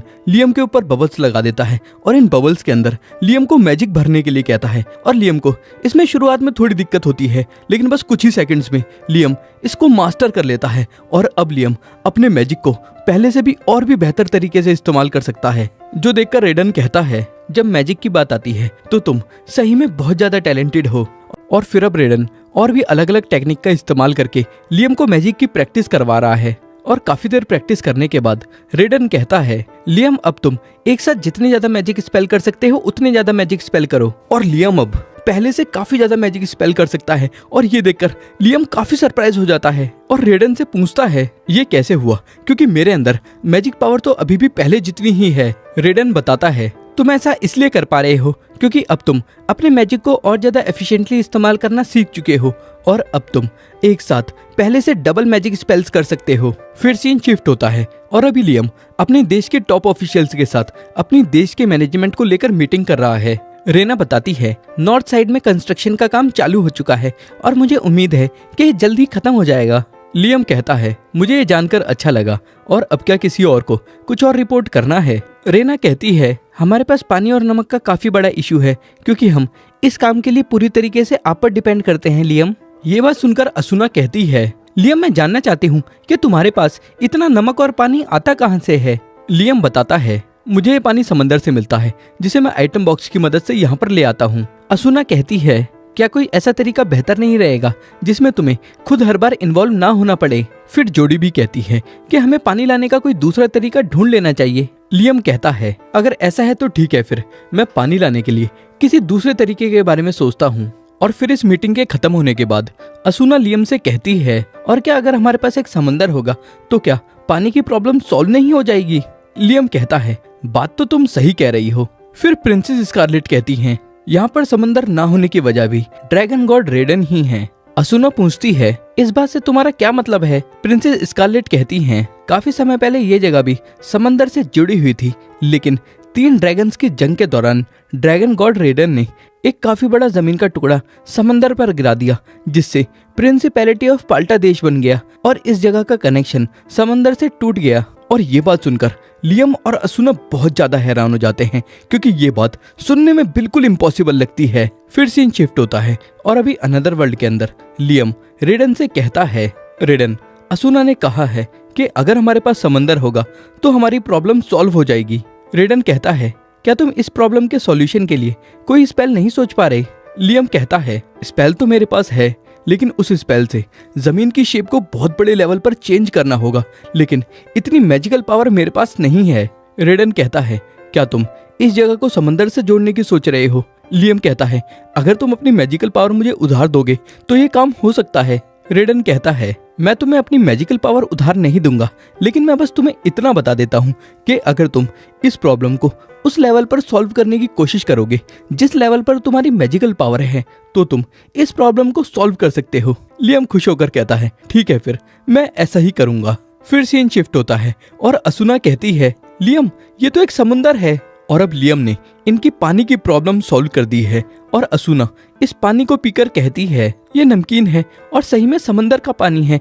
और क्या लियम, तुमने इस प्रॉब्लम को सॉल्व करने के लिए मैजिक का इस्तेमाल किया? लियम कहता है, मैंने आइटम बॉक्स की मदद से समंदर को और इस जगह को कनेक्ट कर दिया है, जिस वजह से हमारे पास पानी की दिक्कत नहीं होने वाली। प्रिंसेस स्कारलेट लियम से कहती हैं, सही में मास्टर, आप बहुत ही ज्यादा कमाल के इंसान हैं।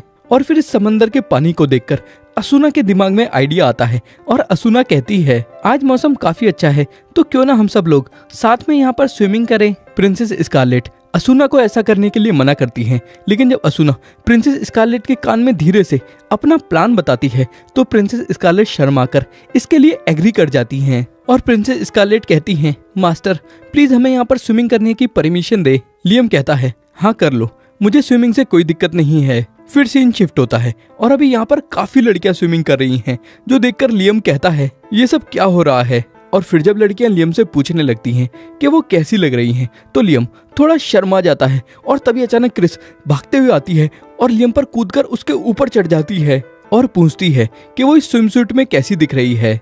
और लियम फिर बारी बारी सभी लड़कियों की तारीफ करता है, पानी में एंजॉय करता है और वॉलीबॉल भी खेलता है। और फिर अगले सीन में लियम देखता है कि एक आदमी प्रिंसेस स्कारलेट से कुछ कह रहा है और उस आदमी के जाने के बाद प्रिंसेस स्कारलेट काफी ज्यादा उदास हो जाती हैं। और लियम प्रिंसेस स्कारलेट से पूछता है, स्कारलेट, क्या बात हो गई? कुछ गड़बड़ है क्या? प्रिंसेस स्कारलेट कहती हैं, मुझे अभी अभी काफी ज्यादा बुरी खबर पता चली है और जमील किंगडम के आईजी रीजन में सूखा पड़ चुका है और वो जगह मेरी माँ का होमलैंड है। लियम कहता है, तो फिर उनको पानी की जरूरत होगी, तो क्यों ना हम आइटम बॉक्स का इस्तेमाल करके उन तक पानी पहुंचा दे। और वैसे भी जमील किंगडम हमारा पड़ोसी देश है और हमें उनके साथ रिश्ते अच्छे रखने चाहिए। प्रिंसेस स्कारलेट कहती हैं, तो ठीक है, फिर मैं इस ऑफर के बारे में जमील किंगडम के किंग को बता देती हूँ। और फिर अगले सीन में अब लियम बैरल में पानी इकट्ठा कर रहा है, जिससे जमील किंगडम के आईजी रीजन की मदद की जा सके। तभी रेडन लियम से कहता है, विलियम, जो तुम कर रहे हो वो गलत नहीं है, लेकिन जब इंसान का स्टेटस काफी ऊंचा होता है तो उसका घमंड भी काफी बढ़ जाता है, जिस वजह से वो सही डिसीजन नहीं ले पाता। लियम कहता है, क्या सही में ऐसा होता है? रेडन कहता है, एल्ब्रिवेट इसका एक अच्छा एग्जाम्पल है। ये सुनकर लियम सोचता है, एल्ब्रिवेट का नाम सुनने के बाद रेडन की बात बिल्कुल लॉजिकल लग रही है। और फिर लियम कहता है, क्या तुम ये कह रहे हो कि जमील किंगडम का राजा भी एल्ब्रिवेट जैसा हो सकता है? रेडन कहता है, तुम्हारा किसी को बहुत ज्यादा मदद करना भी बाद में तुमको काफी प्रॉब्लम्स दे सकता है। और फिर अगले सीन में प्रिंसेस स्कारलेट लियम को बताती हैं, मुझे माफ करना, लेकिन जमील किंगडम के राजा ने आपकी मदद लेने से साफ मना कर दिया। लियम कहता है, कोई बात नहीं, और वैसे उन्होंने मना करने की क्या वजह दी? प्रिंसेस स्कारलेट बताती हैं, राजा ने कहा कि इस लेवल के डिजास्टर को हमारा देश खुद हैंडल कर सकता है। लियम पूछता है, क्या उन्होंने बताया कि वो इसको कैसे हैंडल करेंगे? प्रिंसेस कहती हैं, नहीं, उन्होंने आगे कुछ नहीं बताया और अब उस इलाके के लोग एरिया खाली करके वहाँ से भाग रहे हैं। तभी रेडन कहता है, तो क्यों ना हम वहाँ पर बारिश करवा दें। लियम पूछता है, क्या तुम सही में ऐसा कर सकते हो? रेडन कहता है, जो होली मैजिक के हाईएस्ट लेवल के स्पेल्स होते हैं वो मौसम को कंट्रोल कर सकते हैं।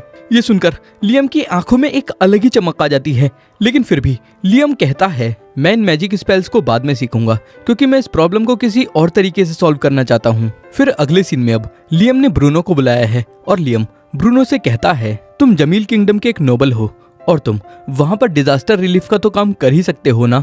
ब्रूनो कहता है, हाँ बिल्कुल, और डिजास्टर रिलीफ का काम करने को एक अकम्पलिशमेंट माना जाता है और ऐसा करने से मेरे फैमिली का स्टेटस और भी ऊंचा हो जाएगा। और क्या तुमने मुझे यहाँ पर जो आईजी रीजन में सूखा पड़ा है उसके बारे में बात करने के लिए बुलाया है? लियम कहता है, हाँ ऐसा ही है, लेकिन जमील किंगडम के राजा ने मेरी मदद लेने से साफ मना कर दिया है, जिस वजह से मैं चाहता हूँ कि तुम पानी पहुँचाने का काम करो। और फिर लियम आइटम बॉक्स के अंदर से एक पानी का बैरल निकालता है और कहता है, तुम्हें ये पानी के बैरल लोगों तक डिस्ट्रीब्यूट करने होंगे। ब्रूनो कहता है, मैं तुम्हारी बात समझ गया और ये काम तुम मेरे ऊपर छोड़ सकते हो। और फिर अगले सीन में रेडन लियम को बताता है कि जमील किंगडम के लोग लियम पर नजर रख रहे हैं क्योंकि वो नहीं चाहते कि लियम जमील किंगडम के एजी रीजन में जाए। लियम कहता है, मैं आज तक एजी में नहीं गया हूँ, जिस वजह से मैं सीधा वहाँ पर टेलीपोर्ट भी नहीं कर सकता। और फिर लियम के दिमाग में आइडिया आता है कि लियम अपने इल्यूजन को चुपके से एजी में भेज सकता है। और लियम फिर अपने इल्यूजन की पहचान छुपाने के लिए उसको अपना फैमिलियर बनाकर उसको इवॉल्व कर देता है और उसका लुक पूरी तरीके से बदल देता है और उसको एक लड़की बना देता है जिसका नाम एमिलिया है। और अमीलिया भी लियम की तरह मैजिक स्पेल कर सकती है, जो देखकर लियम कहता है, अमीलिया की मदद से हम लोग बिना जमील किंगडम को पता चले एजी तक पानी पहुंचा देंगे। और फिर अमीलिया एजी रीजन में पानी पहुंचाने के लिए पैदल ही निकल पड़ती है। और अब लियम के करेंसी इशू करने के बाद और ब्रूनो के साथ ट्रेड शुरू करने के बाद यहाँ पर और भी ज्यादा मर्चेंट्स आने लगे हैं, जिस वजह से यहाँ पर चहल पहल काफी बढ़ चुकी है। और लियम को उम्मीद है कि अगर सब कुछ ठीक रहेगा तो हो सकता है कि ये जगह ट्रेड सेंटर बन जाए। लेकिन अभी भी जमील किंगडम के जासूस लियम पर नजर रखे हुए हैं क्योंकि जमील किंगडम नहीं चाहता कि लियम आईजी रीजन तक पहुंचे। और अभी आईजी रीजन में सूखा पड़ा हुआ है और लियम ने अपना एक क्लोन आईजी रीजन में पानी पहुंचाने के लिए भेज दिया है। और फिर इन जासूसों की वजह से लियम सोचता है, जब तक मेरा क्लोन आईजी रीजन में पानी पहुंचा नहीं देता तब तक मुझे यहीं पर रहना होगा और इन लोगों का ध्यान अपनी तरफ करके रखना होगा। फिर अगले सीन में लियम चैड और उसके लोगों के पास पहुंचता है क्योंकि लियम ने यहाँ पर पक्का रोड बनाने का फैसला किया है। और लियम अपने स्पिरिट्स का इस्तेमाल करके यहाँ पर गड्ढा करवाने लगता है। और रेडन लियम को बताता है, तुम 3 तरीके से अपना रोड बनवा सकते हो, पहला स्टोन से, दूसरा ब्रिक्स से और तीसरा एक स्पेशल तरीके की मिट्टी का इस्तेमाल करके जो ज्यादा गर्म करने पर जलने लगती है लेकिन ठंडी होने के बाद बहुत ज्यादा हार्ड हो जाती है। लियम डिसाइड करता है कि लियम तीसरे तरीके की रोड बनाएगा क्योंकि इसमें लियम अपने मैजिक का इस्तेमाल कर सकता है। और फिर अब अगले सीन में इन्होंने स्पेशल तरीके की मिट्टी इकट्ठी कर ली है और जो गड्ढा स्पिरिट्स ने किया है ये उसके अंदर उस मिट्टी को भरना शुरू करते हैं। और फिर गड्ढे के भरे जाने के बाद Liam in fire type spirits को समन करता है जो इस मिट्टी को जलाने लगते हैं। और जब ये मिट्टी काफी देर जलने के बाद ठंडी हो जाती है तब यहाँ पर एक काफी कमाल का रोड बन जाता है। और ये देखकर लियम बहुत खुश होता है कि लियम की टेक्निक ने काफी अच्छे से काम किया है। लेकिन जो जासूस लियम की जासूसी कर रहे थे वो इस रोड को देखकर काफी दंग रह जाते हैं क्योंकि इतने सारे काम को करने में आमतौर पर बहुत ज्यादा समय लगता है। और फिर अगले सीन में हम देखते हैं कि शहर के सारे रोड बन चुके हैं और लियम डिसाइड करता है कि अब वो उन रोडों को बनाएगा जो शहर के बाहर जाते हैं क्योंकि शहर की तरफ आते वक्त कई बार घोड़ा गाड़ियां गड्ढे में फंस जाती हैं, जिस वजह से समय पर सामान यहाँ पर नहीं पहुँच पाता। और फिर अगले सीन में ये लोग शहर से बाहर जाने वाले रोडों पर भी काम करना चालू कर देते हैं और बस थोड़े ही समय में ये काफी लंबा रोड बना देते हैं। और इतनी तेजी से काम होता हुआ देखकर ये जासूस काफी हैरान हैं। और फिर अगले दिन भी बाकी सब लोग रोड बनाने का काम कंटिन्यू करते हैं और इस दौरान लियम थोड़ा आराम करने का फैसला करता है और एक रस्सी को 2 पेड़ों से बांधकर उसके ऊपर लेटने की कोशिश करता है, लेकिन बैलेंस ना बनने की वजह से लियम जमीन पर गिर जाता है। तभी रेडन कहता है, मैं समझ गया कि तुम ट्रेनिंग कर रहे हो। लियम कहता है, बिल्कुल सही, और जो ट्रेनिंग तुमने मुझको दी थी उससे मैं ये समझ चुका हूँ कि अगर मैं अपनी बॉडी के अंदर मैजिक भर दूं तो मैं लेट कर भी इस रस्सी के ऊपर बैलेंस कर सकता हूँ और ऐसा करने पर मैं सोते हुए भी अपनी मैजिक की ट्रेनिंग कंटिन्यू कर सकता हूँ। लेकिन तभी लियम दोबारा इस रस्सी से गिर जाता है और फिर थोड़ी और देर प्रैक्टिस करने के बाद लियम अब इस रस्सी के ऊपर अपना बैलेंस बना पा रहा है। तभी रेडन कहता है, तो अब तुम मैजिक के अंदर वो चीज नोटिस कर पा रहे हो ना? लियम जल्दी से खड़े होकर कहता है, हाँ, और अब मैं मैजिक के अंदर छोटे छोटे चेंजेस भी डिटेक्ट कर पा रहा हूँ जो मैं पहले डिटेक्ट नहीं कर पा रहा था। फिर रेडन बताता है, लोगों की मैजिक की वेवलेंथ उनके एरिया के हिसाब से होती है, जिसका मतलब है कि हर एरिया के लोगों की मैजिक की वेवलेंथ दूसरे एरिया के लोगों की मैजिक की वेवलेंथ से बिल्कुल अलग होती है। ये बात सुनते के साथ लियम मैजिक डिटेक्शन मैजिक का इस्तेमाल करता है और बस कुछ ही सेकंड्स में लियम समझ जाता है कि बाकी के तीनों देशों के जासूस लियम के देश में जासूसी कर रहे हैं। और जासूसों के बारे में जानकर लियम थोड़ा परेशान हो जाता है, लेकिन फिर रेडन लियम से कहता है कि इस मामले में एक चीज अच्छी है कि तुम्हें ये पता है कि वो कहाँ पर हैं, लेकिन उनको ये नहीं पता कि तुम्हें उनके बारे में पता है। फिर सीन शिफ्ट होता है और लियम प्रिंसेस स्कारलेट से पूछता है कि जमील पाल्टा और क्विस्टाडोर देश की मिलिट्री फोर्स कितनी है। प्रिंसेस स्कारलेट बताती हैं कि अगर वो हमारे देश पर हमला करना चाहेंगे तो जमील और पाल्टा देश के पास 40-40 हजार सोल्जर हैं और क्विस्टाडोर देश के पास पूरे 50,000 सोल्जर हैं। और ये बात सुनकर लियम कहता है, ये तो काफी ज्यादा हैं, क्योंकि अगर हम अपने देश के सिविलियंस को भी जोड़ लें तो हम 10,000 से ज्यादा नहीं हैं। और अगर हम अपने नए मैजिक बैटल आर्मर का इस्तेमाल भी करें तो भी हम उनका मुकाबला नहीं कर सकते। तभी रेडन लियम से कहता है कि अगर सारे सोल्जर्स के पास ओरिजिनल बैटल मैजिक आर्मर होगा तो वो मुकाबला कर सकते हैं। लियम कहता है, मैं नई मैजिक बैटल आर्मर बना सकता हूँ, लेकिन ओरिजिनल मैजिक बैटल आर्मर मेरे आर्मर से काफी ज्यादा स्ट्रॉन्ग है, इसलिए मुझे अपनी हर चाल काफी संभल के चलनी होगी। प्रिंसेस स्कारलेट कहती हैं, आप फॉरेन पॉलिसी का काम मेरे ऊपर छोड़ सकते हैं। फिर सीन शिफ्ट होता है, लेकिन अभी भी लियम बाकी देशों की ताकत और उनके जासूसों को लेकर थोड़ी टेंशन में है। और तभी लियम के पास एक आइडिया आता है और लियम अपने मैजिक डिटेक्शन मैजिक का इस्तेमाल करता है और अचानक लियम को एक अलग तरह की मैजिक पावर सेंस होती है। फिर लियम जल्दी से टेलीपोर्ट करके उस मैजिक पावर की जगह पर पहुंच जाता है और अपने स्पिरिट्स का इस्तेमाल करके उस जगह पर एक काफी गहरा गड्ढा कर देता है। और फिर इस गड्ढे के अंदर घुस के लियम को हाई मिथरल एलिमेंट मिल जाता है और ये वही एलिमेंट है जिसका इस्तेमाल करके Liam original magic battle armour बना सकता है। और रेडन कहता है, तुम इसका इस्तेमाल करके सबके लिए मैजिक बैटल आर्मर बना सकते हो। फिर लियम कहता है, और अगर मैं उन ओरिजिनल बैटल मैजिक आर्मर को स्पिरिट से पोजेस करवा दूं तो वो और भी ज्यादा ताकतवर हो जाएंगे। फिर लियम स्कारलेट से ये बात फैलाने के लिए कहता है कि बाकी तीनों देशों को बता दो कि हमको एक हाई मिथरल की खदान मिली है और उसका इस्तेमाल करके हमारे सभी सोल्जर्स के पास बैटल मैजिक आर्मर होने वाला है और उसके बाद भी हम पर काफी सारा हाई मिथरल एलिमेंट बच जाएगा। और अब खदान में से इन्होंने हाई मिथरल को निकालने का काम चालू कर दिया है, जिसके बाद इनके पास काफी सारा हाई मिथरल इकट्ठा हो चुका है। फिर लियम रेना से पूछता है कि आप ज्यादातर एल्व्स मैजिक का इस्तेमाल कर सकती हैं। रेना बताती है, आपके साथ कॉन्ट्रैक्ट में आने के बाद ज्यादातर सभी स्पीसीज के लोग मैजिक कास्ट कर सकते हैं, लेकिन हमारे पास कोई ग्रिमोर नहीं है। ये बात सुनते के साथ लियम के दिमाग में आइडिया आता है कि लियम एक काफी बड़े लेवल पर एंशिएंट स्टोरेज डिवाइस बनाएगा जो ग्रिमोर की तरह काम करेगा और उसके ऊपर बाकी सभी लोग एक साथ मैजिक की प्रैक्टिस कर पाएंगे। और लियम फिर रेना को अपने साथ टेलीपोर्ट करके शहर के अंदर ले जाता है, जिसके बाद लियम अपने स्पिरिट्स का इस्तेमाल करके रोड उखड़वाता है और उस जगह पर हाई मिथरल की एक लेयर बिछवा देता है और उसके ऊपर रोड को दोबारा बनवा देता है। रेना पूछती है, लियम आप ये सब क्या कर रहे हो?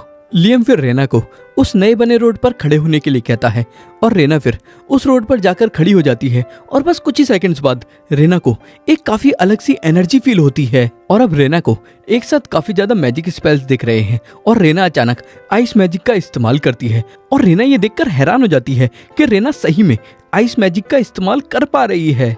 और रेना फिर लियम से पूछती है कि वो ये स्पेल कैसे कर पाई और फिर लियम बताता है, मैंने हाई मिथरल का इस्तेमाल करके सड़क को एंशिएंट स्टोरेज डिवाइस में बदल दिया और उसके अंदर कुछ मैजिक स्पेल को सेव कर दिया और अगर मैं ये चीज थोड़े बड़े लेवल पर कर पाऊं तो इस शहर के अंदर कोई भी इंसान कोई भी मैजिक स्पेल सीख सकता है। ये बात सुनते के साथ रेना लियम की बहुत तारीफ करती है, लेकिन लियम कहता है, लेकिन ऐसा करने के लिए हम लोगों को इन सारी सड़कों को दोबारा बनाना पड़ेगा। और फिर अब कुछ समय बाद लियम ने जो एंशिएंट स्टोरेज डिवाइस सड़क के अंदर बिछा दिया है उसका इस्तेमाल करके लियम इन लोगों को मैजिक की प्रैक्टिस करवा रहा है और ये लोग भी मैजिक स्पेल्स कर पा रहे हैं। और लियम फिर रेना से टेलीफोन स्पेल का इस्तेमाल करने के लिए कहता है और इस स्पेल को सिर्फ वही इंसान इस्तेमाल कर सकता है जो लियम का फैमिलियर हो। और रेना फिर टेलीफोन स्पेल का इस्तेमाल करके एक दूसरी एल्फ से बात करती है और बात करने के बाद रेना कहती है, इस स्पेल का इस्तेमाल करके इस शहर के सभी लोग एक दूसरे से बात कर सकते हैं और ये सही में एक काफी कमाल का शहर है, क्योंकि ऐसा शहर पूरी दुनिया में कहीं और नहीं है और ये एक मैजिक से बना हुआ शहर है। ये बात सुनकर लियम भी सोचता है, एक मैजिक से बना हुआ शहर, सही में ये बात सुनने में काफी एक्साइटिंग लग रही है। और अब लेडी फ्लोरा मैजिक स्पेल कर पा रही हैं और लियम की भविष्य में होने वाली बीवी के तौर पर ये यहीं पर रहती हैं। और फिर लियम कहता है, फ्लोरा अब तुम बिना किसी परेशानी के मैजिक कर पा रही हो। फ्लोरा कहती है, क्या इस शहर में सभी लोग ये मैजिक स्पेल नहीं कर पाते? लियम कहता है, हमें हाई मिथरल की खदान मिल चुकी है, जिस वजह से मैंने फैसला किया है कि मैं हाई मिथरल का एक रोड पूरे शहर में बिछा दूंगा, जिसकी मदद से यहाँ के लोग सिर्फ लाइट ही नहीं बल्कि फायर और वाटर स्पेल भी कर पाएंगे। लियम की बात सुनकर फ्लोरा सोचती है, लियम दिल के कितने अच्छे हैं जो आम इंसानों के बारे में इतना सोच रहे हैं, क्योंकि प्रिंसिपैलिटी ऑफ पाल्टा में वहाँ के ड्यूक और बाकी नोबल्स सिर्फ अपने बारे में सोचते हैं। तभी गाय लियम को फोन करता है और लियम को बताता है कि कुछ लोग लियम से मिलना चाहते हैं और वो लोग खुद को ड्रैगून्स कह रहे हैं। ड्रैगून्स वर्ड सुनते ही फ्लोरा काफी हैरान हो जाती है और लियम फ्लोरा से पूछता है, क्या तुम्हें ड्रैगून्स के बारे में कुछ पता है? फ्लोरा बताती है, ड्रैगन्स वो नाइट्स होते हैं जो ड्रैगन्स की सवारी करते हैं और वो कोस्टाडोर में अपने स्किल्स की वजह से बहुत ज्यादा फेमस हैं। और जो उनके ड्रैगन्स होते हैं वो कुत्ते की तरह वफादार होते हैं और शेर की तरह खतरनाक होते हैं। और फिर लियम टेलीपोर्ट करके ड्रैगन से मिलने के लिए पहुंच जाता है, लेकिन ड्रैगन्स के जो ड्रैगन हैं वो लियम के पास आते ही काफी ज्यादा घबरा जाते हैं और काफी मचलने लगते हैं। और फिर सैनिक कहते हैं, ड्रैगन्स को इससे डर लग रहा है, लेकिन लियम कहता है, भला ड्रैगन्स को मुझसे डर क्यों लगेगा? तभी रेडन लियम को बताता है, वो मुझसे घबरा रहे हैं और अपनी जान बचाने के लिए झटपटा रहे हैं और सारे ही बीस्ट बिल्कुल ऐसे ही होते हैं और वो ताकतवर से डरते हैं। और फिर ड्रैगन्स की कैप्टन लियम के पास चलते हुए आती है और कहती है, मेरा नाम शीला है और मैं कुस्टाडोर की 19th प्रिंसेस हूँ और ड्रैगन्स की कैप्टन हूँ और यहाँ के राजा लियम हैमिल्टन, मैं तुम्हें खुद से फाइट करने के लिए चैलेंज करती हूँ। लियम कहता है, लेकिन तुम मुझसे फाइट क्यों करना चाहती हो? शीला कहती है, एक दूसरे को जानने का सबसे अच्छा तरीका होता है कि हम एक दूसरे के साथ फाइट करें। शीला की ये बात सुनकर लियम थोड़ा कंफ्यूज हो जाता है और फिर शीला कहती है, मैं तुम्हारी शक्ल देखकर समझ गई कि तुम क्या कहना चाहते हो और तुम कहना चाहते हो कि एक आदमी और एक औरत को एक दूसरे को जानने के लिए सबसे फास्ट तरीका होता है कि वो एक साथ कंबल में दंगल करें। लेकिन मैं एक वर्जिन हूँ और तुम एक बच्चे हो, जिस वजह से हमें दूसरा सबसे फास्ट तरीका अपनाना होगा और वो है कि हम एक दूसरे से फाइट करें। और अब तुम मुझसे फाइट करो, जिसके बाद मैं ये अंदाजा लगा पाऊंगी कि तुम क्विस्टाडोर के साथ अलायंस बनाने के लायक हो या नहीं। अलायंस बनाने की बात सुनकर लियम फाइट करने के लिए तैयार हो जाता है और फिर इन दोनों के बीच लड़ाई शुरू होती है और प्रिंसेस शीला इतनी तेजी से मूव करती हैं कि लियम इनको देख भी नहीं पाता, जिस वजह से लियम अपने बैरियर का इस्तेमाल करके डिफेंस करने लगता है, जिस वजह से प्रिंसेस शीला के सारे ही फिजिकल और मैजिकल अटैक बुरी तरीके से फेल हो जाते हैं। तभी रेडन लियम को बचने के लिए कहता है और लियम टेलीपोर्ट करके प्रिंसेस शीला के अगले अटैक से बच जाता है। और फिर रेडन लियम को बताता है, ये मैजिकल तलवार है, जिस वजह से ये ना ही पूरी तरीके से मैजिकल है और ना ही फिजिकल। ये सुनकर लियम कहता है, अगर ऐसा है तो मेरा कोई भी डिफेंस इस अटैक को ब्लॉक नहीं कर सकता। प्रिंसेस शीला कहती हैं, लियम हैमिल्टन, तुम्हारे हारने का समय आ चुका है और ये मेरा फाइनल अटैक होगा। लेकिन तभी लियम अपनी आंखें बंद करके अपने चारों ओर एक धुंध सी फैला देता है और ऐसा करने के बाद अब लियम प्रिंसेस शीला की मूवमेंट्स को डिटेक्ट कर पा रहा है। और ये देखकर प्रिंसेस शीला काफी हैरान हो जाती हैं और कहती हैं, आखिर कैसे ये मेरी मूवमेंट्स को ट्रैक कर पा रहा है? लियम बताता है, ये धुंध मैंने मैजिक पाउडर से बनाई है, जिससे मैं तुम्हारी मूवमेंट्स को ट्रैक कर सकूं। और मैंने इस मैजिक पाउडर को अपने बॉडी से कनेक्ट कर रखा है, जिस वजह से जहां से भी धुंध हटती है वहां मुझे पता चल जाता है कि वहां पर तुम ही होगी। लियम की बातें सुनने के बाद शीला अपनी तलवार अंदर रख देती है और कहती है, मैं समझ चुकी हूँ कि तुम कितने ताकतवर हो और तुम्हारी ये ताकत क्विस्टाडोर के काम आ सकती है और अब मैं तुमसे किसी शांत जगह में जाकर बात करना चाहती हूँ। फिर लियम शीला को अपने साथ टेलीपोर्ट करके यहाँ पर ले आता है और अलायंस की कंडीशंस के बारे में पूछता है। शीला कहती है, हमारी सबसे मेन कंडीशन है कि हम एक दूसरे के खिलाफ मिलिट्री का इस्तेमाल नहीं करेंगे। ये सुनकर लियम सोचने लगता है, ये तो कुछ ज्यादा ही अच्छी कंडीशंस है और क्या कहीं शीला मेरे साथ कोई चाल तो नहीं चल रही। फिर शीला कहती है, मैं तुम्हारे एक्सप्रेशन देखकर समझ गई कि तुमको मेरे ऊपर डाउट हो रहा है, लेकिन मैं तुम्हें बता देती हूँ कि हमारे देश में कहावत है कि हमें कभी भी ड्रैगन गॉड पर हमला नहीं करना चाहिए। फिर लियम पूछता है, आखिर तुम्हारे देश और रेडन के बीच क्या हुआ था? शीला बताती है, ड्रैगन गॉड ने एक बार हमारे देश को लगभग डिस्ट्रॉय कर ही दिया था और इसी वजह से क्विस्टाडोर ने ड्रैगन्स की लीडर यानी कि मुझे यहाँ पर भेजा है, क्योंकि ड्रैगन गॉड की पावर से नॉर्मल ड्रैगन को डर जाना चाहिए था और नॉर्मल ड्रैगन तुम्हें देखकर डर गए थे, जिससे ये बात साबित होती है कि तुम्हारे पास सही में ड्रैगन गॉड की पावर है। और क्या अब तुम मेरे अलायंस के ऑफर को एक्सेप्ट करते हो? लियम रेडन से पूछता है, क्या मुझे इस ऑफर को एक्सेप्ट कर लेना चाहिए? रेडन कहता है, तुम्हें जो ठीक लगता है वो करो। लियम कहता है, इस बार तुम भी इसमें इन्वॉल्व हो, जिस वजह से मैं तुम्हारी राय लेना चाहता हूँ। रेडन कहता है, तुम्हें अलायंस की रिक्वेस्ट एक्सेप्ट कर लेनी चाहिए, क्योंकि जितने कम दुश्मन होंगे तुम्हारे देश के लिए तुम्हारे लिए उतना ही अच्छा है। और फिर लियम शीला की रिक्वेस्ट एक्सेप्ट कर लेता है, जिसके बाद शीला लियम से इसके देश का नाम पूछती है, लेकिन लियम कंफ्यूज हो जाता है क्योंकि लियम ने अभी तक अपने देश का नाम नहीं रखा है। तभी अचानक रेडन लियम के शरीर में से बाहर निकलकर इन दोनों के सामने आ जाता है और कहता है, लियम के देश का नाम है लियम रेडन और इस देश को एक इंसान रूल करता है जिसको मैंने अपनी पावर दे रखी है। और अभी रेडन को अपने सामने देखकर शीला की हालत खराब हो चुकी है, लेकिन ऐसे रेडन के अचानक सामने आने की वजह से लियम का स्टेटस और भी ज्यादा ऊपर हो चुका है। फिर सीन शिफ्ट होता है और अब रात में बाहर रोशनी देखकर शीला लियम से पूछती है, आखिर ये रोशनी कहाँ से आ रही है? और शीला फिर आगे बढ़कर देखती है कि सभी घरों के अंदर से रोशनी निकल रही है और लियम बताता है, ये बस एक लाइट स्पेल है। शीला पूछती है, ये सब लोग ये स्पेल कैसे कर पा रहे हैं? लियम बताता है, मैंने एक सिस्टम बनाया है जिसकी वजह से लोग कुछ मैजिक स्पेल्स कर सकते हैं। और फिर लियम शीला को शहर में घुमाता है और घूमते हुए शीला लोगों को और ज्यादा मैजिक स्पेल करते हुए देखकर काफी ज्यादा हैरान हो जाती है और लियम से कहती है, लोग इतने बड़े लेवल पर मैजिक कर पा रहे हैं तो जरूर तुमने मैजिक क्रिस्टल का इस्तेमाल किया होगा। लियम पूछता है, ये मैजिक क्रिस्टल क्या होता है? शीला बताती है, जब लोग मैजिक करते हैं तो उनकी एक्स्ट्रा मैजिक पावर वेस्ट की तरह बाहर निकल जाती है और मैजिक पाउडर बन जाती है और मैजिक पाउडर के इकट्ठा होने से मैजिक क्रिस्टल बनता है। और फिर लियम मैजिक स्पेल करता है, लेकिन लियम के मैजिक स्पेल करने पर कोई भी एक्स्ट्रा मैजिक पावर बाहर नहीं निकलती और ये देखकर शीला काफी हैरान हो जाती है। और फिर लियम बताता है, रेडन ने मुझे ट्रेन किया है जिस वजह से मैं अपनी मैजिक पावर 100% एफिशिएंसी के साथ इस्तेमाल कर सकता हूँ। और ये 100% एफिशिएंसी वाली बात सुनकर शीला और भी ज्यादा शॉक हो जाती है, जिसके बाद अगले सीन में लियम शीला के ठहरने की जगह पर शीला को छोड़ देता है। और फिर लियम रेडन से मैजिक क्रिस्टल के बारे में पूछता है और रेडन लियम को बहुत ही खराब एफिशिएंसी के साथ एक मैजिक स्पेल करने के लिए कहता है और लियम फिर बिल्कुल ही जीरो एफिशिएंसी के साथ एक मैजिक स्पेल करता है, जिस वजह से काफी सारी मैजिक पावर वेस्ट हो जाती है और लियम के हाथ में से काफी सारा मैजिक पाउडर बाहर निकलने लगता है और ये मैजिक पाउडर लगातार जमीन पर गिरने लगता है। और रेडन बताता है कि मैजिक पाउडर के इकट्ठा होने से मैजिक क्रिस्टल बनता है और शहर में इतने सारे लोगों के एक साथ मैजिक स्पेल करने की वजह से कुछ मैजिक क्रिस्टल ऑलरेडी बन चुके होंगे। और फिर लियम मैजिक डिटेक्शन स्पेल का इस्तेमाल करके मैजिक पावर को सेंस करता है और लियम को कुछ सेंस होता है और लियम भागकर उस जगह पर पहुंच जाता है और वहां जाकर लियम को एक मैजिक क्रिस्टल मिलता है।